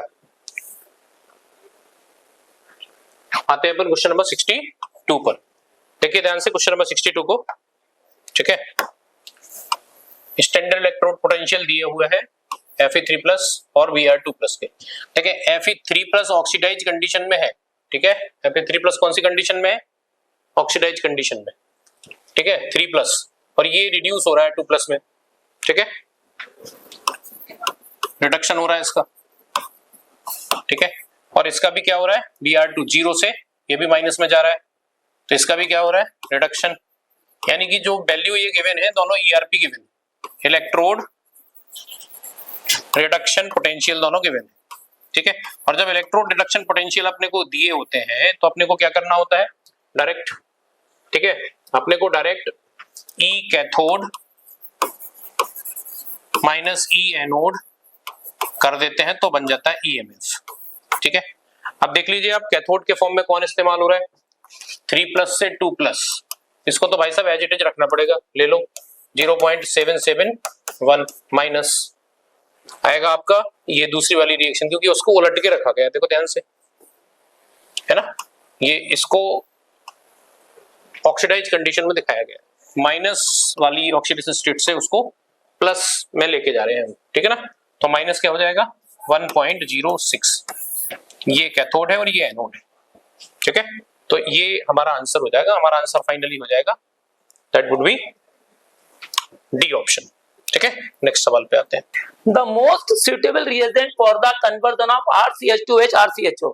पहले तो एक बात याद रखना कि एक स्ट्रॉन्ग ऑक्सीडाइजिंग एजेंट होते हैं और एक माइल्ड ऑक्सीडाइजिंग एजेंट होते हैं। स्ट्रॉन्ग ऑक्सीडाइजिंग एजेंट होते हैं KMnO4/H+, KMnO4/OH-, K2Cr2O7/H+, और यहाँ माइल्ड ऑक्सीडाइजिंग में एजेंट में आ रहा तो आप एक नाम लिखते थे PCC, एक नाम लिखते थे PDC, एक नाम लिखते थे जोन्स रिएजेंट, याद आ रहा है, और एक नाम लिखते थे क्लोरीन। ये सब माइल्ड ऑक्सीडाइजिंग एजेंट होते हैं। तो बस अंतर ये होता है कि जब अगर आपके पास प्राइमरी अल्कोहल है, मतलब क्या है RCH2OH, इसमें एक रिएक्शन एक और लिखते थे सिलेक्टिव में कॉपर /300 डिग्री सेंटीग्रेड। ठीक है, तो आप बताओ यहाँ पे जब मैं RCH2H ले रहा हूँ और यहाँ पे मैं क्या ले रहा हूँ, स्ट्रॉन्ग ऑक्सीडाइजिंग एजेंट, और मैं फिर RCH2OH ले रहा हूँ और यहाँ पे क्या ले रहा हूँ मैं, माइल्ड ऑक्सीडाइजिंग एजेंट, तो बस इतना तो। अरे अब देखो दूसरा मैंने लिया सेकेंडरी अल्कोहल RCHOH, यहाँ पे R, यहाँ पे फिर मैंने लिया RCH R, और यहाँ पे क्या लिया OH, यहाँ पे फिर मैंने क्या लिया माइल्ड ऑक्सीडाइजिंग एजेंट, यहाँ पे क्या लिया स्ट्रॉन्ग ऑक्सीडाइजिंग एजेंट। तो बस ये याद रखना। अगर आप एक बात और याद रखना, ऑक्सीडाइजिंग एजेंट ऑफ अल्कोहल का ऑक्सीडेशन जब भी कराएंगे तो एक मैथमेटिकल फॉर्मूला याद रखना, जिस कार्बन पे OH हो उस कार्बन पे H हो, और अगर ऑक्सीडेशन करा रहे हो तो ये C डबल बॉन्ड O में जाएगा। ये मैंने आपको क्लास के अंदर भी पढ़ाया अभी।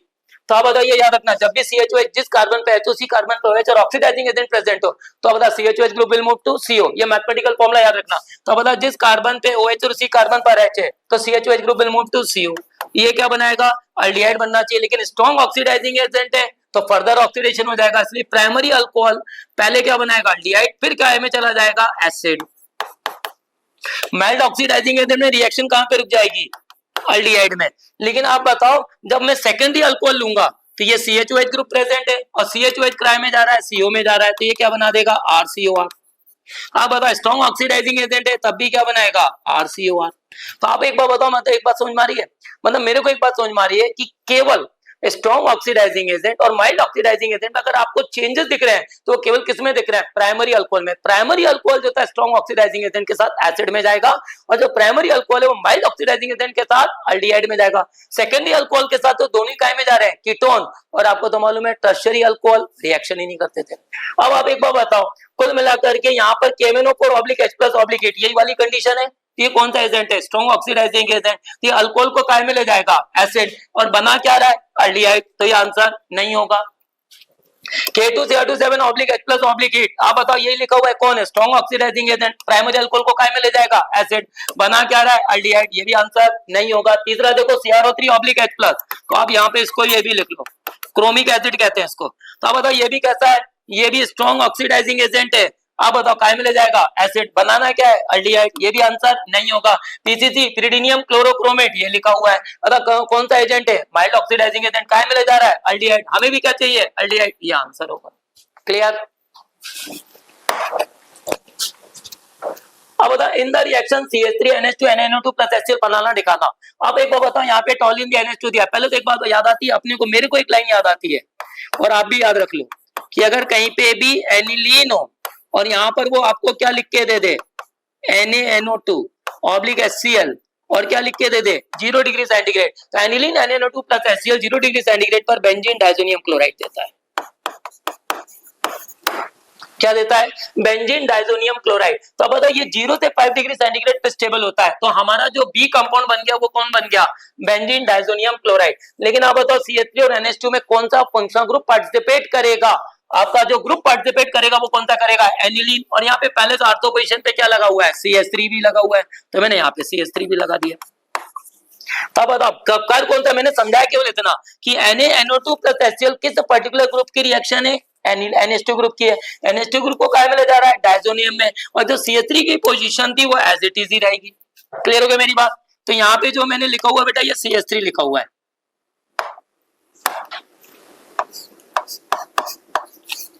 अब बताओ इसके बाद वो CuCN/KCN से रिएक्शन करा रहा है, और अब बताओ CuCN benzene diazonium chloride CuCN/KCN से रिएक्शन करा रहा है, तो याद आ रहा है आपको एक रिएक्शन होती थी गैटरमैन रिएक्शन और एक होती थी सैंडमेयर्स रिएक्शन, याद आ रहा है। तो आप बता दो अब ये जो बेंजीन डाइजोनियम क्लोराइड है यहाँ पे मेटल की खोपड़ी पे प्लस पड़ोसी की खोपड़ी पे माइनस, तो हमें आप बता क्या चाहिए न्यूक्लियोफाइल, और आप बता दो ये हाई टेम्परेचर पे कैसा होता है अनस्टेबल। तो आप बताओ डाइजोनियम को हटा करके हम क्या लगा देंगे, यहाँ पे आपका CH3 लगा हुआ है और यहाँ पे क्या आ जाएगा साइनाइड आ जाएगा। अब जब साइनाइड आ जाएगा फिर आप इसकी रिएक्शन किससे करा लो lithium aluminium hydride. Lithium aluminium hydride कौन है रिड्यूसिंग एजेंट, रिड्यूसिंग एजेंट है तो होता है C ट्रिपल बॉन्ड N है, और अगर जब आप इसका रिडक्शन कराओगे तो कितने पाई बॉन्ड है 2, पाई बॉन्ड को ब्रेक करके क्या लगा दोगे H, पहले क्या बनेगा CH ऐसा बनेगा, बोलो हाँ। फिर इसका फर्दर रिडक्शन कराओगे तो आता है C पे कितने H लग जाएंगे 2, N भी कितने N पे भी कितने H लग जाएंगे 2, तो क्या बना देगा अमीन। तो ये जो साइनाइड ग्रुप है काय में कन्वर्ट हो जाएगा, यहाँ पे आपके पास कौन आ जाएगा CH3 और यहाँ पे क्या आ जाएगा CH2NH2। और आप एक बार बताइए बाहर जाएगा क्या? CH2NH2। तब बताओ यहाँ पे CH3 बना, CH3 बना है, यहाँ पे क्या बना है CH2NH2, यहाँ क्या बना है अल्काइन, यहाँ क्या बना है एसिड, यहाँ क्या बना है सेकेंडरी अमीन, और हमें क्या चाहिए आठवीं पोजीशन पे CH2NH2, ये दिख रहा है, तो right answer is A. Clear? In the following sequence of reaction CH3 CH2H phosphorus plus iodine A दे रहा है, Mg ईथर के साथ B दे रहा है, फॉर्मल्डिहाइड के साथ C दे रहा है और H2O के साथ D दे रहा है। तो आप क्वेश्चन देख लो पहले।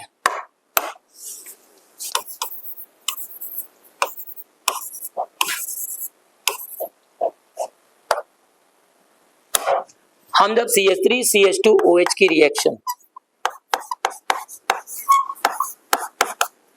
फास्फोरस ऑब्लिक आयोडीन के साथ कराएंगे, तो ये जो फास्फोरस ऑब्लिक आयोडीन है ये हैलोजिनेटिंग रिएजेंट की तरह बिहेव करते हैं। हैलोजिनेटिंग रिएजेंट की तरह बिहेव करेंगे तो ये बनाएगा आपका CH3CH2I। फास्फोरस ऑब्लिक आयोडीन की रिएक्शन का मतलब होता है कि ये क्या बना रहा है, PI3 बना रहा है। क्लियर? तो आप बताओ यहाँ पे क्या बनेगा CH3CH2I। जब हम इसकी मैग्नीशियम के साथ रिएक्शन कराएंगे तो जो अल्काइल एल्डिहाइड होता है वो मैग्नीशियम के साथ ग्रिग्नार्ड रिएजेंट देता है CH3CH2MgI। क्लियर हो गई मेरी बात? फिर आप बताओ इसकी फॉर्मल्डिहाइड के साथ रिएक्शन करा रहे हो, माने हम CH3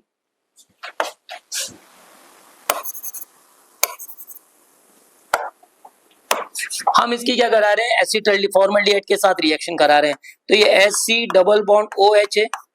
इसकी जब मैं रिएक्शन CH3CH2MgI के साथ कराऊंगा तो आप एक बार बताओ ये कौन है? मैंने अभी थोड़ी देर पहले भी कहा था, मैंने इसी लेक्चर इसी वीडियो के अंदर पहले भी कहा था, पूरी ऑर्गेनिक केमिस्ट्री में अगर कहीं पे भी मेटल प्रेजेंट हो तो मेटल की खोपड़ी पे प्लस, पड़ोसी की खोपड़ी पे माइनस, आवाज आई टूटा टूटा फूटा फूटा। तो ये कौन सा फाइल जनरेट हो गया, न्यूक्लियोफाइल। और ये कौन सा कंपाउंड है, pure carbonyl compound. Aldehyde and ketones are called pure carbonyl compound. और आपको मालूम है अल्डिहाइड और कीटोन में पहले कौन अटैक करता है, न्यूक्लियोफाइल। और अगर ये न्यूक्लियोफाइल अटैक करेगा, न्यूक्लियोफाइल आपका अटैक करेगा, तो आप बताओ ये वाला बॉन्ड टूट जाएगा और ये बॉन्ड यहाँ टूट जाएगा। तो आप बताओ इस पे क्या लग जाएगा, CH2CH3। तो आप बताओ यहाँ पे क्या आ जाएगा आपका O माइनस आ जाएगा, यहाँ पे C आ जाएगा, यहाँ पे H आ जाएगा, यहाँ पे H आ जाएगा, और इस पे क्या लग जाएगा CH2CH3, और यहाँ पे क्या लग जाएगा MgBr। आप बता दो, अब आपका ये C कंपाउंड बन गया हमारा।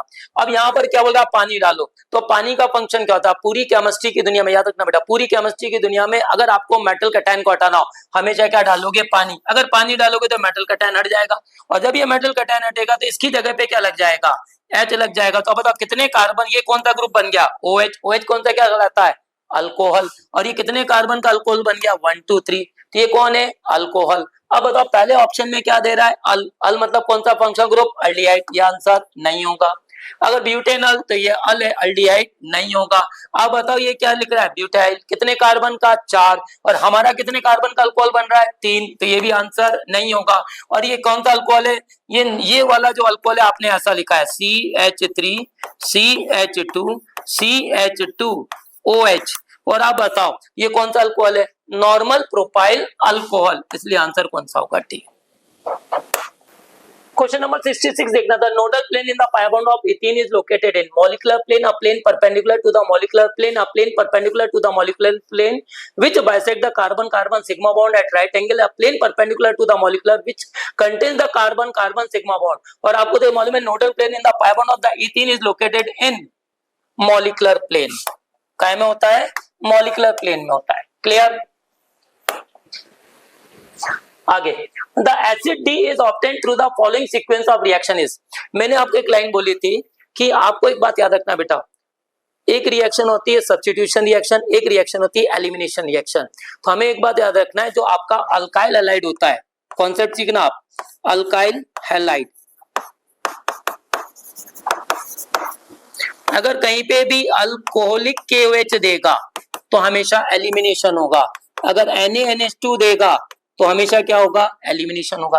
माने अल्काइल हैलाइड जो होता है आपका अल्कोहलिक KOH के साथ क्या देता है, एलिमिनेशन देता है। अल्काइल हैलाइड आपका NaNH2 के साथ क्या देता है, एलिमिनेशन रिएक्शन देता है। तो अब बताओ यहाँ पे क्या लिखा है, अल्काइल हैलाइड किसके साथ, अल्कोहलिक KOH के साथ। कौन सा रास्ता, एलिमिनेशन। अब एलिमिनेशन है तो आप ही बता दो क्या होगा, पाई बॉन्ड बनेगा, कितने कार्बन का अल्काइल हैलाइड है, 2 कार्बन का, तो 2 कार्बन के अल्काइल हैलाइड में आप बताओ ये जो कंपाउंड है CH3 CH2 और ये Br है, इसकी जब मैं अल्कोहलिक केस से रिएक्शन कराऊंगा तो आप बताओ ये तो फिक्स है, मैंने आपको फिक्स ही कर दिया कि अल्काइल हैलाइड अल्कोहलिक केस के साथ क्या देता है, एलिमिनेशन। साथ में मैंने आपको एक लाइन और याद रखनी पड़ेगी, पूरी केमिस्ट्री की दुनिया में अगर आपके पास कहीं पे भी हाइड्रोजन लगा है, Cl लगा है, Br लगा है, I लगा है, ये कौन से इफेक्ट के मालिक होते हैं, माइनस आई। माइनस आई क्या करेगा, इलेक्ट्रॉन क्लाउड को खींचेगा, और ये जो कार्बन होता है ये कैसे इफेक्ट का मालिक होता है, प्लस आई, इलेक्ट्रॉन क्लाउड को खींचेगा, धक्का मारेगा, धक्का, ये मालूम पड़ा इलेक्ट्रॉन को क्लाउड को खींच रहा है और ये इसको धक्का मार रहा है, तो इसका रिजल्टेंट होता है कि Br कहां चला गया, बाहर। तो एक बात यहाँ से थंब रूल बना लेंगे, पूरी केमिस्ट्री की दुनिया में अगर कहीं पे भी कार्बन पर हाइड्रोजन लगा है तो हम सीधे सीधे कह सकते हैं हाइड्रोजन नहीं दिखाई देगा, क्या दिखाई देगा, प्लस। अब अल्कोहलिक वेज क्या देगा, एलिमिनेशन। एलिमिनेशन का रूल क्या होता है कि एलिमिनेशन रूल जो होता है, सेटजेप और हॉफमैन एलिमिनेशन की बातचीत करता था, वहां पे एक लाइन कहता था अनसिमेट्रिकल कार्बोनियम आयन की रिएक्शन जब भी हम स्ट्रॉन्ग न्यूक्लियोफाइल से कराएंगे, अनसिमेट्रिकल कार्बोनियम आयन की रिएक्शन हम किससे करेंगे, स्ट्रॉन्ग न्यूक्लियोफाइल से कराएंगे, तो हम हमेशा जो भी आपकी जिस कार्बन पे प्लस है उसके पड़ोसी अल्फा कार्बन से क्या निकालेंगे, H+ निकालेंगे। तो आप बताओ तो यहाँ पर कौन है, CH2+, और आप बता दो ये कौन सा है, कार्बोनियम आयन, और आप बताओ ये कौन है, अल्कोहलिक वेज, ये क्या कराएगा, एलिमिनेशन। तो इसके पड़ोसी अल्फा कार्बन से H+ निकालेंगे जिस पर हाइड्रोजन की संख्या कम होगी। तो यहाँ पे तो 3 ही हाइड्रोजन वाला कंपाउंड है, तो यहाँ पे बताओ ये H+ निकाल देगा, तो यहाँ पे क्या आ जाएगा, यहाँ से आप बताओ H+ निकालेगा तो यहाँ पे क्या आएगा, माइनस, और यहाँ पे क्या आएगा, प्लस। आप बताओ ये कौन है, नॉन मेटल, नॉन मेटल पे माइनस, न्यूक्लियोफाइल, नॉन मेटल पे प्लस, इलेक्ट्रोफाइल क्या बोलेगा, दे, क्या बोलेगा, ले, क्या बना देगा, CH2 डबल बॉन्ड CH2। तो आप बताओ जो मेरा एक कंपाउंड बनके तैयार हुआ वो बना CH2 डबल बॉन्ड CH2। अब मैंने आपको एक लाइन और बोली थी कि अगर आपके पास कहीं पे भी RCH डबल बॉन्ड CH2 दिया हुआ है और आप इसकी ब्रोमीन ऑब्लिक कार्बन टेट्राक्लोराइड से रिएक्शन करा रहे हो तो हमेशा पाई बॉन्ड को तोड़ के Br लगाओगे। अगर हम यहाँ पे हैलोजन ऑब्लिक 500 डिग्री सेंटीग्रेड लिख रहे हैं तो हम हमेशा फ्री रेडिकल बनाएंगे, और अगर हैलोजन ऑब्लिक सनलाइट लिख रहे हैं तो भी क्या बनाएंगे, फ्री रेडिकल बनाएंगे। तो डिफरेंशिएट करो। आप बताओ यहाँ पे ब्रोमीन तो लिखा है लेकिन यहाँ लिखा है कार्बन टेट्राक्लोराइड, कार्बन टेट्राक्लोराइड लिखा तो क्या होगा, इलेक्ट्रोफिलिक एडिशन रिएक्शन। और अगर आपने हैलोजन यहाँ पे कार्बन टेट्राक्लोराइड की जगह पे अगर 500 डिग्री सेंटीग्रेड लिख देता तो फिर हम क्या देते, फ्री रेडिकल सब्स्टिट्यूशन हो जाता। और अगर यहाँ पे अपन X2 ऑब्लिक H की बातचीत करो तो यहाँ पे भी क्या हो जाता, फ्री रेडिकल, लेकिन दे क्या रहा है, कार्बन टेट्राक्लोराइड, होगा क्या, एडिशन। तो बताओ यहाँ पे कितने पाई बॉन्ड है, एक, दोनों पे क्या लग जाएगा, Br, तो यहाँ पे CH2 Br लग जाएगा और यहाँ पे भी क्या लग जाएगा, CH2 Br लग जाएगा। अगर KCN के साथ रिएक्शन करा रहा है तो ये रिएक्शन हमने पढ़ी थी कि जब भी हम RH की KCN से रिएक्शन कराते हैं तो आपको याद रहा है मेटल की खोपड़ी पे प्लस, पड़ोसी की खोपड़ी पे माइनस। और अभी मैंने आपको बोला था पूरी केमिस्ट्री में कहीं पे भी हैलोजन हो, एक माने ब्रोमीन हो, Br हो, Cl और I हो, Br नहीं दिखाई देगा, क्या दिखाई देगा, प्लस, और यहाँ पे भी X नहीं दिखाई देगा, क्या दिखाई देगा, प्लस। प्लस आया तो कौन सा फाइल, इलेक्ट्रोफाइल, ये कौन सा फाइल, न्यूक्लियोफाइल, क्या बोलेगा, दे, क्या बोलेगा, ले। आप बताओ क्या बनाएगा, साइनाइड। और आप बताओ यहाँ पर क्या लिखा हुआ है, एक्सेस। अगर एक्सेस लिखा हुआ है तो आप बताओ ये वाला Br हट के भी क्या लगेगा, Cn, ये वाला Br हट के भी क्या लगेगा, Cn। तो कंपाउंड क्या बन जाएगा, CH2Cn, यहाँ पे भी क्या बन जाएगा, CH2Cn। अब बता दो वो क्या करा रहा है, हाइड्रोलिसिस। अभी थोड़ी देर पहले मैंने आपको एक लाइन फिर दिखाई थी कि अगर मेरे पास RC ट्रिपल बॉन्ड N हो,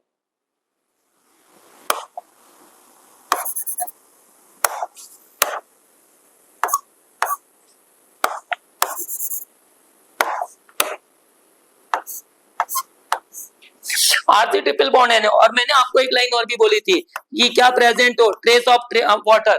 तो अगर कार्बन और नाइट्रोजन के बीच में, नाइट्रोजन और कार्बन के बीच में अगर एक पाई बॉन्ड भी प्रेजेंट है तो हमेशा याद रखना पाई बॉन्ड तो पाई बॉन्ड सिग्मा बॉन्ड भी टूटता है। तो आप एक बार बताओ यहाँ पर क्या दिखाई दे रहा है, साइनाइड।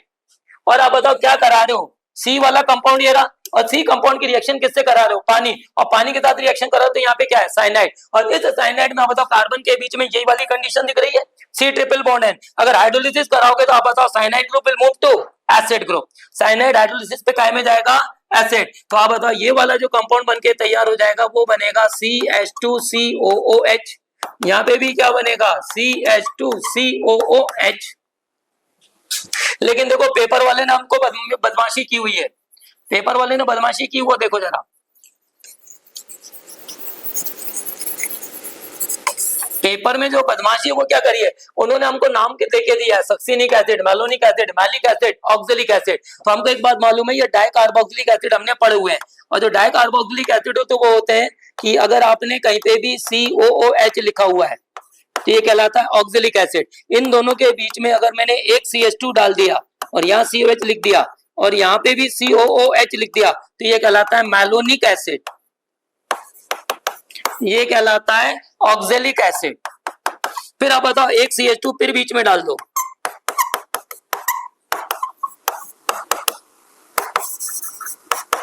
तो आप बताओ ये कहलाता है सक्सिनिक एसिड। अगर फिर एक CH2 बीच में डाल दो तो कहलाता है ग्लूटेरिक एसिड, फिर एक CH2 बीच में डाल दो तो क्या कहलाता है एडिपिक एसिड। तो आप बता दो यहाँ पर हमारा ये वाला जो कंपाउंड है डाइकार्बोक्सिलिक एसिड है, और एक अगर कोई भी आपने इसमें कोई भी CH2 नहीं, क्या कहलाएगा ऑक्सिलिक एसिड। एक CH2 आएगा मैलोनिक एसिड, अगर दो CH2 आएंगे तो सक्सिनिक एसिड। तो आप बताओ इसका याद करने का तरीका हमने पढ़ा था ओ मजगा, हमने याद करने का तरीका क्या पढ़ा था ओ मजगा। ओ माने ऑक्सिलिक एसिड, एम माने मैलोनिक एसिड। तो बता यहाँ जाने के बाद एक CH2 बढ़ जाएगा, यहाँ पे कितने CH2 बढ़ जाएंगे, दो एसिड के बीच में एक, यहाँ पे कितने बढ़ जाएंगे दो, यहाँ पे कितने बढ़ जाएंगे तीन, और यहाँ पे कितने बढ़ जाएंगे चार। और अब बताओ ऊपर क्या जाएगा COH, यहाँ पे भी COH COH, यहाँ पे भी COH COH, यहाँ पे भी COH COH। तो आप एक वो बताओ यहाँ पर कौन से कितने CH2 लगे हुए हैं, दो, और दो CH2 वाला ग्रुप कौन सा है, ये कौन सा acid succinic acid, that's why answer is succinic acid. और ये जो मैलिक एसिड होता है वो ये होता है।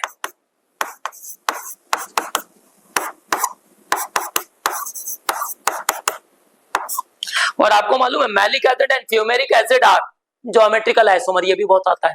और एक बात और याद रखना, ये जो है ज्योमेट्रिकल आइसोमर में शो करेगा, अगर दोनों एसिड ग्रुप सेम साइड में तो सिस कहलाएंगे, अपोजिट साइड में तो ट्रांस कहलाएंगे। तो जो मैलिक एसिड होता है वो सिस होता है और जो फ्यूमेरिक एसिड होता है वो ट्रांस होता है। लेकिन आप बताओ हमको तो इस एसिड का नाम पूछ रहा जो बन रहा है, और वो एसिड कौन है डाइकार्बोक्सिलिक एसिड। वो डाइकार्बोक्सिलिक एसिड किससे रिलेट कर रहा है, ओ मजगा से, तो क्या कहलाएगा सक्सिनिक एसिड।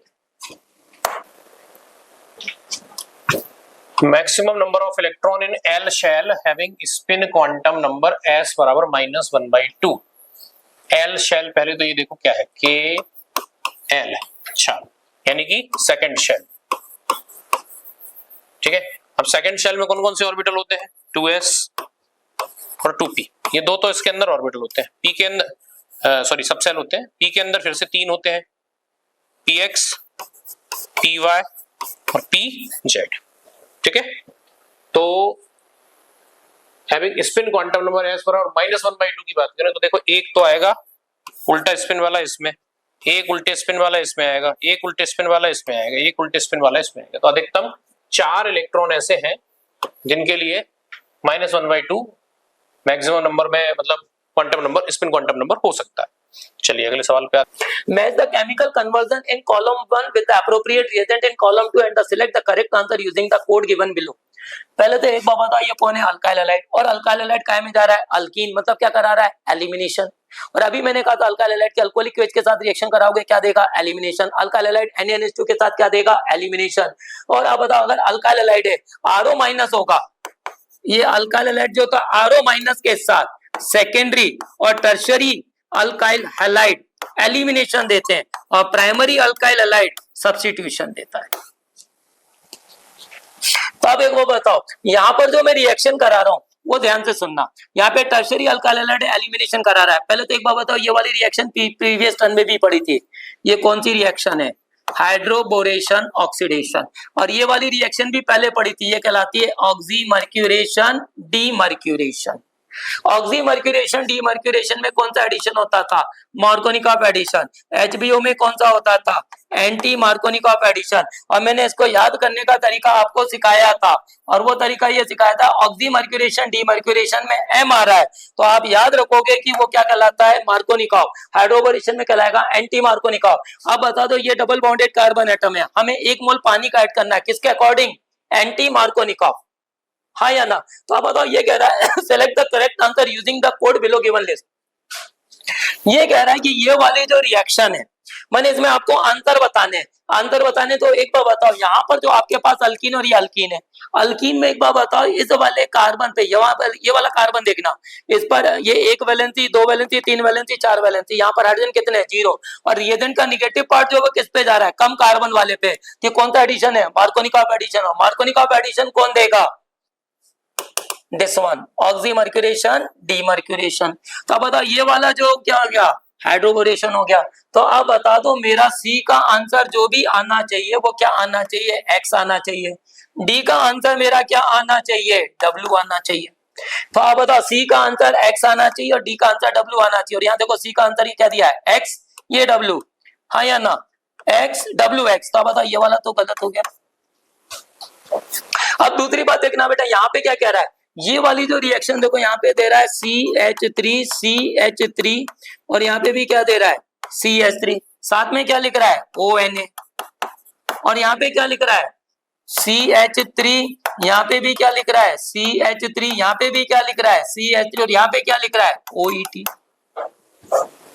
तो आप एक बार बताओ ये जो रिएक्शन करा रहा है ये आप एक बात समझ मारिए, यहाँ पे एक तरीके से देखो तो आप बताओ ये कौन सी सिंथेसिस, ये सब्स्टिट्यूशन रिएक्शन करा रहा है और सब्स्टिट्यूशन रिएक्शन करा रहा है, और यहाँ पे आप बताओ यहाँ से Na हट रहा है और यहाँ पे लग क्या रहा है ET लग रहा है। तो आप बताओ ये रिएक्शन इसी के साथ जानी चाहिए। तो अब बी का क्या होना चाहिए, Z, that's why answer is A. तो 69 का आपका आंसर क्या हो गया, ए हो गया। फिर से बोलो क्या हो गया, 69 का आंसर ए। नेक्स्ट देखते हैं, select the correct about covalent character. सीधा सीधा ये फजांस रूल का एप्लीकेशन है। और मैंने आप बताओ प्रीवियस वीडियो में पढ़ाया था, जितना छोटा साइज कैटायन का जितना बड़ा साइज एनायन का, पोलराइजिंग पावर ज्यादा, कोवेलेंट कैरेक्टर ज्यादा। और आपने बताओ चार्ज का मैग्नीट्यूड क्या होना चाहिए, ज्यादा होना चाहिए। तो आप बताओ यहाँ पे SnCl4 दिया और यहाँ पे SnCl2, इसका चार्ज कितना है +4, इसका कितना है +2, यहाँ पे कितना है +5, यहाँ पे कितना है +3, यहाँ पे कितना है +6, यहाँ कितना है +4। तो आप बता दो सब जगह पे, आप बताओ इसका चार्ज क्या रहा है, यहाँ पे भी यहाँ पे भी यहाँ पे भी, सब पे क्या रहा है ज्यादा। और आप क्या करो, जितना छोटा साइज कैटायन का जितना बड़ा साइज एनायन का, पोलराइजिंग पावर ज्यादा, कोवेलेंट कैरेक्टर ज्यादा, या पॉजिटिव चार्ज का मैग्नीट्यूड जितना ज्यादा, कोवेलेंट कैरेक्टर ज्यादा। और ये कोवेलेंट कैरेक्टर कह रहा है इसलिए आंसर ऑल ऑफ दिस। ये क्या है भाई, इन रिएक्शन ए से बी, ठीक है, ए टूट रहा है 50% 7 मिनट में, 75% 14 मिनट में, 87 पॉइंट्स जो है 5 21 मिनट में। तो इसका हाफ लाइफ पीरियड जो है क्या होगा, इसका हाफ लाइफ पीरियड होगा फर्स्ट ऑर्डर काइनेटिक्स के अकॉर्डिंग जाएगा, ठीक है ना, फर्स्ट ऑर्डर काइनेटिक्स के अकॉर्डिंग जाएगा, क्योंकि हाफ लाइफ तो फिक्स ही है 7 मिनट, और हाफ लाइफ फिक्स किसके लिए होता है, फर्स्ट ऑर्डर काइनेटिक्स के लिए। क्या था फर्स्ट ऑर्डर काइनेटिक्स का हाफ लाइफ, टी हाफ बराबर 0.693 अपॉन के, ठीक है। तो ये भी कांस्टेंट है और ये भी कांस्टेंट, तो टी हाफ भी क्या होगा, कांस्टेंट। कांस्टेंट मतलब 7 मिनट। देखो जब आपका मटेरियल 100 था तो पहले 7 मिनट में आधा होके 50 हो गया, ये पहली बात बता रहा है। अगले 7 मिनट में ये, ठीक है, घट के 25 हो गया, यानी कितना टूट गया, 75% टूट गया। अगले में ये और इसका हाफ 12.5 हो गया, मतलब कितना टूट गया 87.5। तो इसका आंसर हो जाएगा बी फर्स्ट। ये फर्स्ट ऑर्डर के अकॉर्डिंग जा रहा है। पहले 7 मिनट में 50% टूट गया, अगले 7 मिनट में फिर 50% टूट गया, अगले 7 मिनट में फिर 50% टूट गया। तो जो हमारी वैल्यू है किसकी, टाइम की, वो फिक्स है, टी हाफ फिक्स है। और टी हाफ फिक्स होता है फर्स्ट ऑर्डर काइनेटिक्स के लिए। ये एक फॉर्मूला है, इससे ये पता चलता है कि टी हाफ फिक्स होता है फर्स्ट ऑर्डर काइनेटिक्स के लिए। Correct order of electronegativity of nitrogen, phosphorus, carbon, silicon. इस क्वेश्चन का करने का तरीका आप बताओ। ये जो नाइट्रोजन यहाँ पे लिखा आपने, फास्फोरस लिखा, कार्बन लिखा, सिलिकॉन लिखा, ये कौन से ग्रुप का है, फिफ्थ। ये कौन से ग्रुप का है, फिफ्थ। ये कौन से ग्रुप का है, फोर्थ। और आप बताओ यहाँ पे क्या लिखा है, सिलिकॉन, ये कौन से ग्रुप का है, फोर्थ। आप बताओ इसको पीरियोडिक टेबल के हिसाब से जवाबोगे तो लाइबे बकनोफनी होता है, तो कार्बन आएगा, कार्बन के बाद क्या आएगा, नाइट्रोजन, कार्बन के नीचे क्या आएगा, सिलिकॉन, नाइट्रोजन के नीचे क्या आएगा, फास्फोरस। और आप बताओ पीरियड में लेफ्ट टू राइट जाओ, इलेक्ट्रोनेगेटिविटी बढ़ती है, लेकिन आप नाइट्रोजन और फास्फोरस, कार्बन और nitrogen, nitrogen, phosphorus, carbon, silicon दे रहा है। तो आप बताओ कार्बन और नाइट्रोजन में कौन ज्यादा इलेक्ट्रोनेगेटिव है, पीरियड में लेफ्ट टू राइट जाने पे इलेक्ट्रोनेगेटिविटी बढ़ती है। कार्बन और नाइट्रोजन में कौन ज्यादा इलेक्ट्रोनेगेटिव है, नाइट्रोजन, इसलिए हमेशा इसमें ऐसा एस बनता है। तो ये सबसे ज्यादा इलेक्ट्रोनेगेटिव है, तो आंसर क्या हो जाएगा, nitrogen greater than carbon, greater than phosphorus, greater than silicon. ये याद रखना बेटा तरीका। माने जब भी दो एडजेसेंट ग्रुप के दो एडजेसेंट एलिमेंट को देगा तो आप एस बनाओगे और ये सबसे ज्यादा इलेक्ट्रोनेगेटिव होता है, ये तरीका है। कोई भी दो, अगर दो एडजेसेंट एटम दिए ग्रुप के, तो आप इसी तरीके से देखना। अब आपका आंसर देखो, नाइट्रोजन सबसे ज्यादा होना चाहिए, है यहाँ नाइट्रोजन ज्यादा है, यहाँ पे कम। अब नाइट्रोजन के बाद क्या आना चाहिए, कार्बन, कार्बन के बाद क्या आना चाहिए, फास्फोरस के बाद क्या आना चाहिए, सिलिकॉन। और हमसे कह रहा है correct order, right answer is D. The orbital of same energy level providing the most efficient overlapping। तो सिंपल सी बातचीत बताओ कि यहाँ पे कह रहा था ऑर्बिटल ऑफ सेम फलाने की बातचीत कर रहा है, हाँ या ना। Orbital of same energy level providing the most efficient overlapping are, सीधे सीधे आंसर कौन सा हो गया, sp. Which one of the following species does not exist, molecular orbital theory। और अगर मॉलिक्यूलर ऑर्बिटल थ्योरी, तो आप बताओ He2 को देखो, हीलियम के कितने इलेक्ट्रॉन होते हैं, 2। तो आप बताओ लेस देन 14 वाली सीढ़ी जब चढ़ोगे तो यहाँ पे कितने इलेक्ट्रॉन गए, 2। यहाँ पे भी इलेक्ट्रॉन कितने गए, 2। बॉन्डिंग और bonding electron minus anti bonding electron divided by 2 is equal to क्या होता है, बॉन्ड ऑर्डर। तो ये कौन सा है, बॉन्डिंग ऑर्बिटल, ये कौन सा है, एंटी बॉन्डिंग ऑर्बिटल। इसमें कितने, 2, इसमें कितने, 2, डिवाइडेड बाय 2 कितना, 0। और वो कह रहा है कौन सा एग्जिस्ट नहीं करेगा, तो राइट आंसर इज बी। 74 का आंसर कौन सा हो गया आपका, Bombay. Clear. Which of the following species is paramagnetic. अब देखो पैरामैग्नेटिक का जो कॉन्सेप्ट होता है,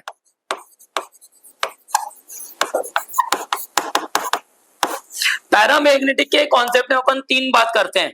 एक होता है आपका आयन हो या एटम हो, या फिर आपका क्या हो, मॉलिक्यूल हो। मॉलिक्यूल में 2 प्रकार होते हैं, एक होता है डायटोमिक,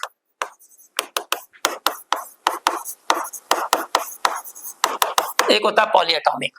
अब बताओ अगर एक मैग्नेटिक करेक्टर निकालने के, अब बताओ पैरामैग्नेटिक की जब भी बातचीत करेगा तो सबसे पहले पहचानोगे आयन, और फिर बोलेगा डायटोमिक, और एक बोलेगा पॉलीएटॉमिक। तो आप बता दो, मैं अगर ये वाला है तो आप बताओ इसको अपन निकालेंगे हुंस रूल से, अगर डायटोमिक है तो इसको निकालेंगे मॉलिक्यूलर ऑर्बिटल थ्योरी से, पॉलीएटॉमिक है तो हम इसको निकालेंगे वैलेंसी बॉन्ड थ्योरी से। ये याद रखना बेटा, बहुत आता है नीट में। मैं जैसे तरीके बता रहा हूँ, नहीं समझ में आ रहा तो क्लास में आके पूछ लेना।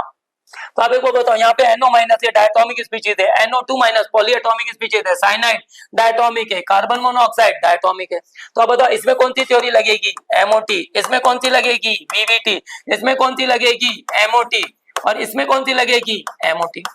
ये बात समझ में आई। अब मैं मिटा रहा हूं बेटा इसको।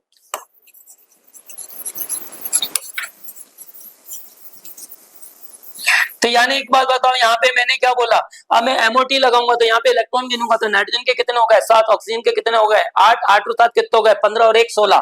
अगर 16 हो गया तो आप एक बताओ ग्रेटर देन 14 की बातचीत करोगे, तो ग्रेटर देन 14 की बात, ग्रेटर देन और इक्वल टू 14 की बातचीत करोगे तो मॉलिक्यूलर ऑर्बिटल थ्योरी में अगर आपको याद आ रहा हो तो आप बताओ कितने ऑर्बिटल होते थे ऐसे, sigma 1s, sigma anti bonding 1s, यहाँ पे क्या जाता था सिग्मा 2s हो जाता, सिग्मा एंटी बॉन्डिंग 2x हो जाता था। यहाँ पे कितने ऑर्बिटल आ जाते थे, 2। यहाँ पे कितने आ जाते थे, 2। अब बताओ एक ऑर्बिटल में कितने इलेक्ट्रॉन जाएंगे, 2, 2 4, 2 6, 2 8, 2 10, 11 12 13 14 15 16। अब बताओ वो कह रहा विच of the following species is paramagnetic. तो NO माइनस में कुल कितने इलेक्ट्रॉन है, 7। और अब बताओ नाइट्रोजन के कितने, 7, ऑक्सीजन के कितने, 8, 8 और 7 15, और एक कितने हो गए, 16। कितने अनपेड इलेक्ट्रॉन है, 2। तो बताओ एक तो ये दिख रहा है पैरामैग्नेटिक है, NO2 2 माइनस दिया हुआ है, ये NO2 2 माइनस दिया हुआ है, तो आप बताओ कैसे पॉसिबल है। अब बताओ अगर NO2 माइनस दिया होता तो ये वाला होता, NO2 माइनस दिया होता, देखो नाइट्रोजन का एटॉमिक शेल में कितने इलेक्ट्रॉन होते हैं, 5। और ये बताओ यहाँ पे क्या कह रहा है, NO2 2 माइनस दे रहा है, नहीं समझ में आ रहा है ये क्या कहना चाह रहा है। लेकिन आप बताओ ये तो मिसप्रिंट है या जो भी है गलत है, ये तो हो ही नहीं सकता है। अब साइनाइड में आ जाओ, कार्बन का एटॉमिक शेल में कितने इलेक्ट्रॉन, कार्बन का अब बताओ एटॉमिक नंबर कितना होता है, 6। नाइट्रोजन का कितना होता है, 7। कितना हो गए, 13, और एक कितना हो गए, 14। तो अब देखो चलो 2 2 4 2 6 2 8 2 10 11 12 13 14, ये सारे के सारे कैसे हैं, पेयर्ड। ये आंसर नहीं होगा। कार्बन मोनोऑक्साइड की बातचीत करो तो ये कितना होता है, 8। ये कितना होता है, 6। ये भी कितना है, 14। ये भी कितना है, 14। ये भी कैसा हो जाएगा, डायमैग्नेटिक। इसलिए आंसर कौन सा हो जाएगा, ए।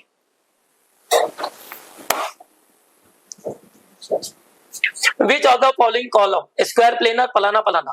पहले तो आप बताओ यहाँ पे क्या दिया हुआ है, SF6 दिया हुआ है। मैंने पढ़ाया था वैलेंसी शेल इलेक्ट्रॉन पेयर बराबर होता है V plus M minus C plus A upon 2। तो आप बताओ यहाँ पे जो सेंट्रल एटम है सल्फर, सल्फर का ग्रुप नंबर 6 है, V अपन लिख देंगे 6। M होता है नंबर ऑफ मोनोवैलेंट एटम, और यहाँ पे M कौन है, फ्लोरीन। फ्लोरीन कितने लिखे हुए, 6। तो यहाँ पर 6 प्लस 6 आ जाएगा तो 2 आ जाएगा, 12/2 आ जाएगा तो 6 आ जाएगा। और पड़ोसी भी कितने हैं, 6। तो इसका बॉन्ड पेयर भी कितने हैं 6, तो रेगुलर स्ट्रक्चर होगा। और वैलेंसी चार्ज इलेक्ट्रॉन पेयर 6 हो और रेगुलर स्ट्रक्चर हो, बॉन्ड पेयर 6 हो, लोन पेयर 0 हो, तो आपका शेप कैसा होगा ऑक्टाहेड्रल। तो इसका आंसर हो गया दिस वन।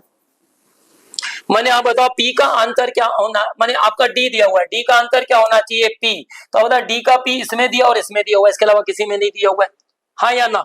अब एक बात बताओ, यहाँ पे NiCN होल फॉर 2- दिया हुआ है और ये जो साइनाइड है कौन सा लिगेंड है, स्ट्रॉन्ग फील्ड लिगेंड है। तो अब बताओ ये क्या बनाएगा, स्क्वायर प्लेनर बनाएगा। अब बता दो यहाँ पे PF5 दे रहा है, तो यहाँ पे B की वैल्यू कितनी हो गई 5, M की वैल्यू कितनी हो गई 5 डिवाइडेड बाय 2 10 हो गया, 10 डिवाइडेड बाय 2 कितना हो गया 5 और 5 हो गया तो होता है sp3 हाइब्रिडाइजेशन हो गया, sp3 हाइब्रिडाइजेशन हो गया तो शेप ऐसा कुछ बनेगा। और ये ऐसा बनेगा तो क्या कहलाएगा, बेस कैसा है ट्राइंगल, कितने पिरामिड है 2, तो ट्राइगोनल बाय पिरामिडल होगा ये वाला। BrF5 की बातचीत करो तो BrF5 में अगर मैं बातचीत करूंगा तो ब्रोमीन के कितने हो गए 7, फ्लोरीन कितने हैं 5 डिवाइडेड बाय 2 तो कितना हो गया 6। शेप कैसा होना चाहिए था ऑक्टाहेड्रल, शेप कैसा होना चाहिए था ऑक्टाहेड्रल। लेकिन आप बताओ यहाँ पर BrF5 में बॉन्ड पेयर कितने, पड़ोसी कितने 5, तो बॉन्ड पेयर कितने होंगे 5, तो इस 6 में जो आपके बॉन्ड पेयर होंगे 5, लोन पेयर कितने होंगे 1। आप एक टांग तोड़ दो तो आप बताओ कैसा शेप बना देगा, स्क्वायर पिरामिडल। तो BrF5 का शेप ये हो गया। तो आप बता दो आपको मिलाना है किससे, ABCD से। तो ए आपका ये रहा, ए का जो शेप होगा वो S होगा, ए का क्या होना चाहिए S होना चाहिए, हाँ या ना। आप बताओ जो आपका बी वाला जो ऑप्शन है, बी वाले में आप बताओ क्या होना चाहिए R, और यहाँ पर आपने बोला था ये वाले तो गलत है, हाँ या ना। तो आप एक बताओ बी वाले में यहाँ पे डी वाले में क्या दिया हुआ है Q, किसका बी का, और यहाँ क्या दिया है R, तो right answer is this one, ये भी गलत होगा। फिर से मिला लेते हैं बेटा, हो सकता है मैंने जल्दबाजी में कुछ कह दिया हो। तो देखो ए का आंसर क्या आ रहा है S, बी का आंसर क्या आ रहा है, ये देखो इससे जा रहा है मतलब R, सी का आंसर क्या आ रहा है Q आ रहा है, और डी का आंसर क्या आ रहा है P, right answer. Question number 77, which of the following is not actinide. पहले देख बताओ यहाँ पे एक्टेनाइट की बातचीत कर रहा है, तो हमको मालूम है एक लेंथेनाइट सीरीज होती है और एक्टेनाइट सीरीज होती है। लेंथेनाइट जो होती है वो 58 से 71 तक जाती है, एक्टेनाइट सीरीज जो होती है वो 90 से 103 जाती है। हमसे पूछ कौन सी सीरीज रहा है एक्टेनाइट, तो आप बताओ हमें ये वाले देखने, और वो पूछ रहा है कौन सा है नॉट, इनमें से कौन सा एक्टेनाइट नहीं होगा। तो आप बताओ 96, 90 और 103 के बीच में लाई करेगा, मतलब ये एक्टेनाइट हो गया। आप बता दो यहाँ पे 98, 90 और 103 के बीच में लाई करेगा, ये भी एक्टेनाइट हो गया। 92, 90 और 103 के बीच में लाई करेगा, एक्टेनाइट हो गया। और 65 इसके बीच में लाई नहीं करेगा तो ये एक्टेनाइट नहीं होगा। Clear. The anomeric carbon in D plus glucose, ये तो आपको क्लास में कई बार सर ने पढ़ाया हुआ है कि जो भी अपन ग्लूकोज का स्ट्रक्चर बनाते हैं तो आप बता दो ये जो H और OH होता है, ये वाला जो होता है ये डिसाइड करता है कि आप अल्फा हो या बीटा हो, और इसको नंबरिंग देते थे 1, और इसी कार्बन को हम कहते हैं एनोमेरिक कार्बन। तो 78 का आंसर कैसा हो गया आपका, 78 का आंसर क्या हो गया A हो गया। क्लियर हो गया मेरी बात। अब देखो ये वाली जो रिएक्शन है आप बताओ यहाँ पे कौन है सोडियम और यहाँ पे कौन है OH, तो आप बताओ अल्कोहल की जब आप बताओ ये सोडियम ने, मैंने आपको क्लास में बताया था कि कहीं पे भी अगर मेटल फ्री स्टेट में दिखाई देता है, मेटल की आयनाइजेशन एनर्जी कम होती है तो ये हमेशा metal cation plus free electron दिखाई देगा। और ये 9th और 10th में पढ़ा हुआ था कि जितने भी H किसी एसिड के मेटल कैटायन की तरह रिप्लेस हो जाए उसकी एसिडिक हाइड्रोजन होती है। तो यहाँ पर जो आपका मेटल कैटायन है किसको अटैक करेगा, एसिडिक हाइड्रोजन को। तो यहाँ पे जो कंपाउंड X बनेगा वो ये बनना चाहिए।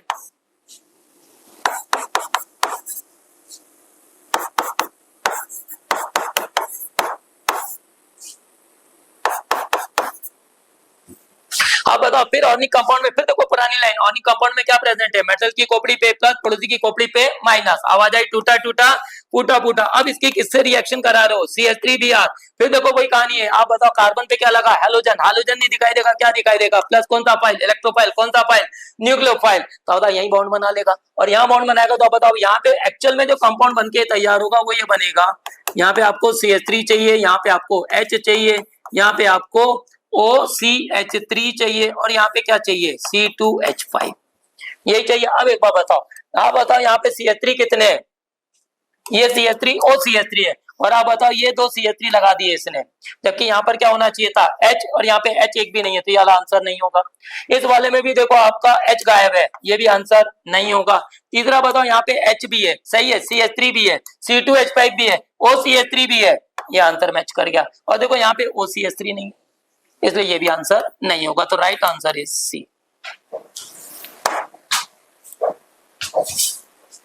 Which of the following is responsible for depletion of ozone layer? ये तो आपको मालूम है, फ्रीऑन। तो जो हमारा नया क्वेश्चन है वो है क्वेश्चन नंबर 81, ठीक है।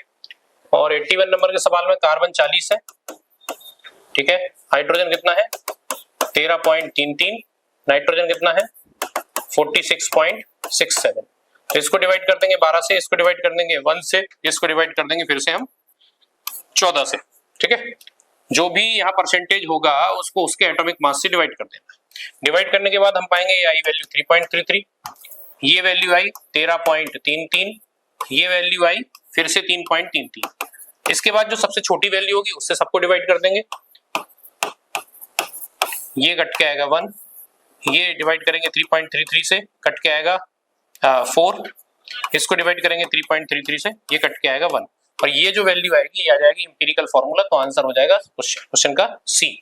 Identify which represent the correct product of the following reaction. ये ध्यान से सुनना, जो आपने एक बात याद रखना, अगर कहीं पे भी आपके पास अल्डिहाइड हो,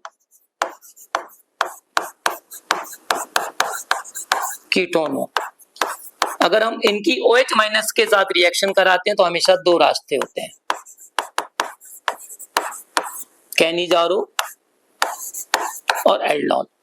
अगर अल्फा हाइड्रोजन नहीं है तो कैनिजारो, और अल्फा हाइड्रोजन प्रेजेंट है तो एल्डोल। अब इस क्वेश्चन में देखो आपने क्या बोला है, CH3CHO।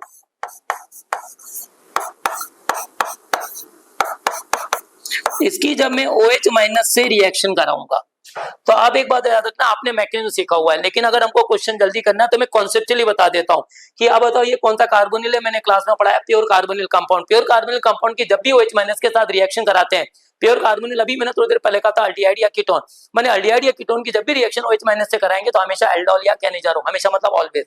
अगर अल्फा हाइड्रोजन प्रेजेंट है तो एल्डोल, और अल्फा हाइड्रोजन प्रेजेंट नहीं है तो क्या कहलाएगा, कैनिजारो रिएक्शन कराएगी। और अब बताओ ये फंक्शन ग्रुप प्रेजेंट है, फंक्शन ग्रुप का पड़ोसी कार्बन क्या कहलाएगा, अल्फा, और इस अल्फा कार्बन पे क्या प्रेजेंट है, हाइड्रोजन, तो कौन सी रिएक्शन कहलाएगी, ये एल्डोल। क्या देगा, एल्डोल। और एल्डोल कंडेंसेशन में एक रूल याद रखना, एक मॉलिक्यूल का आयनाइजेशन, एक मॉलिक्यूल का पाई बॉन्ड ब्रेक करेंगे। फिर से कह रहा हूं, एक मॉलिक्यूल का आयनाइजेशन, एक मॉलिक्यूल का पाई बॉन्ड ब्रेक करेंगे। और आप बताओ ये वाला जो कंपाउंड इतना टुकड़ा क्या शो कर रहा है, टार्टोमेरिज्म, ये कौन है, आप बताओ अगर ये टार्टोमेरिज्म शो कर रहा है तो CH3 पे लगा हुआ H कैसा होगा, एसिडिक। और अगर इसको हम आयनाइज करेंगे तो आप बताओ ये H प्लस देगा, CH2 माइनस देगा, और ये आपको CHO देगा। और आपने क्या बोला था, एक मॉलिक्यूल का आयनाइजेशन, एक मॉलिक्यूल का पाई बॉन्ड, तो इस वाले मॉलिक्यूल का तो मैंने क्या करा दिया, आयनाइजेशन, और दूसरे वाले मॉलिक्यूल का तोड़ूंगा तो क्या हो जाएगा, पाई बॉन्ड तोड़ूंगा तो यहाँ पे आ जाएगा माइनस, यहाँ पे आ जाएगा प्लस। अब बताओ ये कौन सा फाइल है, इलेक्ट्रोफाइल, कौन सा फाइल है, न्यूक्लियोफाइल, ये इस पे बॉन्ड बनाएगा। ये कौन सा फाइल है, न्यूक्लियोफाइल, ये कौन सा फाइल है, इलेक्ट्रोफाइल, और ये इसके साथ बॉन्ड बनाएगा। तो जो प्रोडक्ट बन के तैयार हो जाएगा वो हो जाएगा CH3CHOH CH2CHO। तो अब बताओ CH3CHO CH2CHO कहीं दिख रहा है क्या, देखो आप CH3CHO CH2CHO मैंने सेकंड तो दे रहा है। अब लेकिन साथ में देखो यहाँ पे एक बार फॉर्मल्डिहाइड भी दे रहा है। तो अब देखो ये वाला जो होगा ये सेल्फ एल्डोल हो गया, कि माने एसिटल्डिहाइड 6 × 10⁻23 यानी एक मोल मॉलिक्यूल थे, तो खुद ही का एक मॉलिक्यूल क्या हो गया, आयनाइज हो गया, दूसरा मॉलिक्यूल का क्या टूट गया, पाई बॉन्ड हो गया, और दोनों मॉलिक्यूल ने क्या कर दिया, सेल्फ कंडेंसेशन कर दिया। अब दूसरा वाला पार्ट देखो इसी का,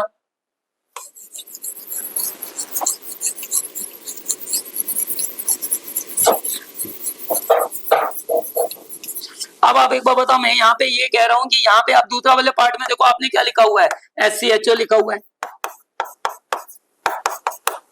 और यहाँ पे क्या लिखा हुआ है, CH3C डबल बॉन्ड OH लिखा है, साथ में क्या लिखा है, OH माइनस लिखा है। अब आप खुद सोच के देखो यहाँ पे क्या है, अगर ये अल्फा हाइड्रोजन वाला कंपाउंड प्रेजेंट है तो 100% श्योर रिएक्शन एल्डोल होगी। लेकिन एल्डोल होगी तो एल्डोल में आपने क्या पढ़ा था, एक मॉलिक्यूल का आयनाइजेशन, एक मॉलिक्यूल का पाई बॉन्ड। लेकिन अब बताओ आयनाइजेशन होने के लिए कंपाउंड को क्या शो करना चाहिए, टार्टोमेरिज, और ये वाला टार्टोमेरिज में शो कर रहा है, इस पे लगा हुआ H कैसा है, एसिडिक। अगर आपको ये रूल सीखना है तो आप क्लास में पूछ लेना टार्टोमेरिज में कैसे दिखते हैं। लेकिन एक बार बताओ ये H double bond by single bond है, Z पे लगा हाइड्रोजन कैसा है, एसिडिक। तो आप बताओ तो ये क्या निकालेगा, H+। इसका क्या हो रहा है, आयनाइजेशन। तो इसका क्या तोड़ोगे, पाई बॉन्ड।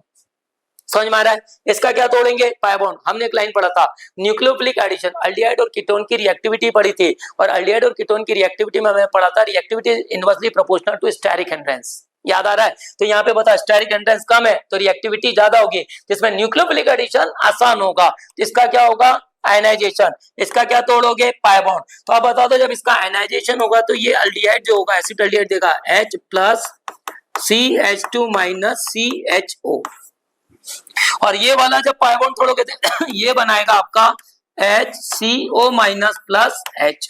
अब बता दो ये वाला जो इस पे अटैक करेगा और O- इस पे अटैक करेगा, तो द प्रोडक्ट जो बनके तैयार होगा, तो मैं सीधे सीधे एक लाइन लिख दूं, यहाँ पर CH2 पे क्या लग रहा है, ये देखो ये CH2 CHO है, अरे हाँ या ना। तो यहाँ से क्या हो गया, आयनाइजेशन, यहाँ से क्या हो गया, OH, और अब बताओ ये कौन है, SCHO। तो अब बताओ क्या बना देगा, सोच के देखो, CH3, यही तो बनेगा। देखो आप यहाँ पे जब ये लगेगा तो ये क्या बन गया, CH2OH।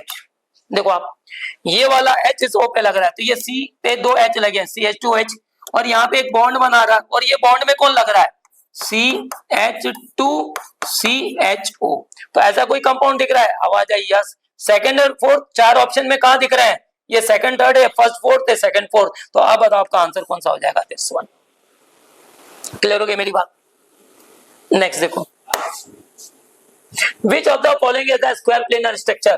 आपको ये तो मालूम है, ये sp3 हाइब्रिडाइज्ड होता है, ये टेट्राहेड्रल होता है, Zn जो होता है +2 होता है, Zn+2 होता है, 3d10 कॉन्फ़िगरेशन होता है, तो ये तो फिक्स होता है, sp3 होता है। NiCl4 2- में क्लोरीन कैसा होता है, वीक फील्ड लिगेंड होता है, स्प्लिटिंग नहीं कराएगा, तो ये भी कैसा होता है, sp3 होता है। तो आंसर कौन सा हो गया, NiCl4 2-। नेक्स्ट देखो, maximum oxidation state will be, ये भी सीधे सीधे आपकी किताब का, इसमें ये बाकी सबके ऑक्सीडेशन स्टेट जो होते हैं +3 होते हैं, इसका क्या होता है, +7 होता है। The IUPAC name of CONH3 whole ClBr CO2। तो आप एक बार बताओ ये पूरा का पूरा कंपाउंड कैसा है, न्यूट्रल, और जो न्यूट्रल होता है उसकी एंडिंग 8 के साथ नहीं होती, उसमें मेटल का नाम होता है। तो आप बताओ इस वाले में क्या दे रहा है, कोबाल्टेट, ये तो सीधे सीधे गलत हो गया। अब आंसर बचे 3। आप बता दो आप जब अगर आप कोऑर्डिनेशन स्पेयर के अंदर एंटर करते हो तो सबसे पहले लिगेंड का नाम लिखते हो, followed by name of central atom with oxidation number. तो पहले तो इसका आप देखो ऑक्सीडेशन नंबर निकालने की जरूरत नहीं कि सब में 3 लिखे हुए हैं, तो ऑक्सीडेशन नंबर तो फिक्स हो गया। अब बताओ ये कौन है, क्लोरो, ये कौन है, ब्रोमो, ये कौन है, नाइट्रो, और ये कौन है, अमीन।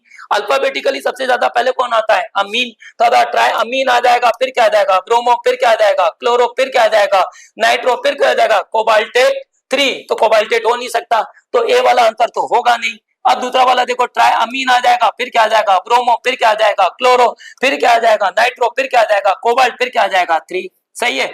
अब बताओ यहाँ पे क्या कह रहा है, ब्रोमो कह दिया, और ये नाइट्रो और ये क्लोरो, ये अल्फाबेटिकली अरेंज नहीं है। अब बताओ यहाँ पे ट्राइअमीन के बाद नाइट्रो आ गया, और अब बताओ ये क्या आ गया, क्लोरो, यहाँ तो ब्रोमो खा गया, तो ये भी आंसर नहीं है। तो आंसर कौन सा आ जाएगा, बोल दे। The correct order for the wavelength of absorption in the visible region is, बहुत सिंपल सी बातचीत है, E = क्या होता है, SC/λ।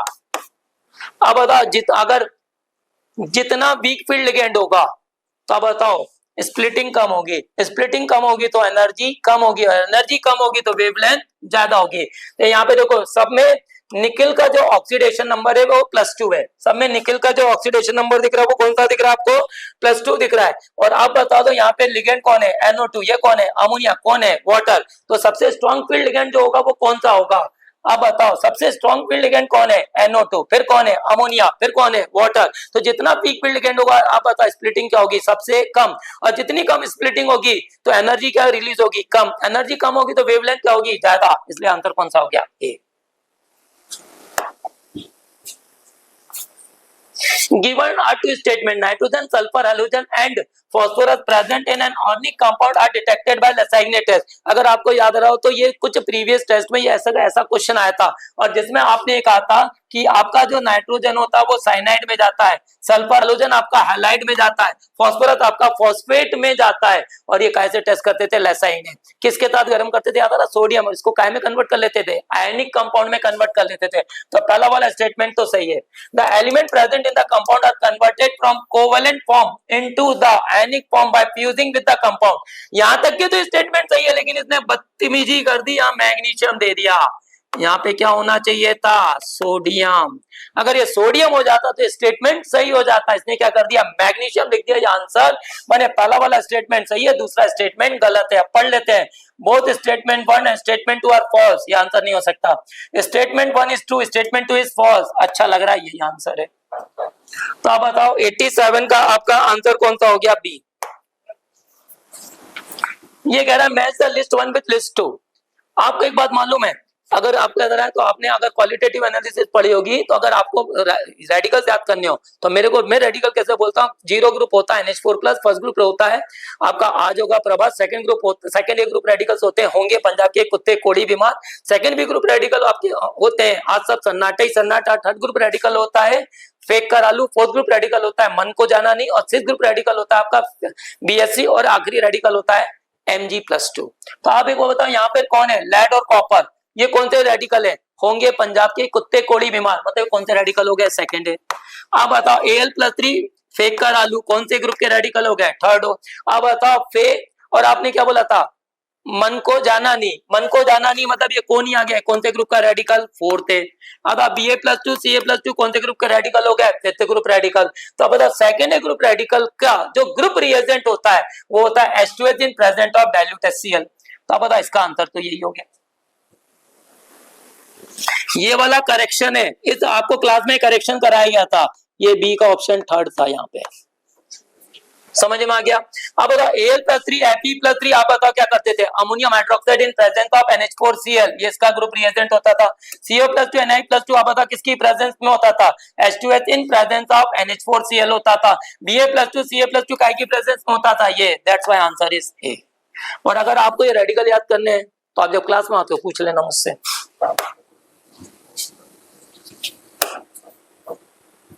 Given below are two statements. Potassium hydrogen phthalate is primary standard for sterilization of sodium hydroxide solution. तथा potassium hydrogen phthalate दे रहा है, क्या कह रहा है? प्राइमरी स्टैंडर्ड होना चाहिए किसके लिए? Sodium hydroxide solution. ये स्टेटमेंट कैसा है? सही है।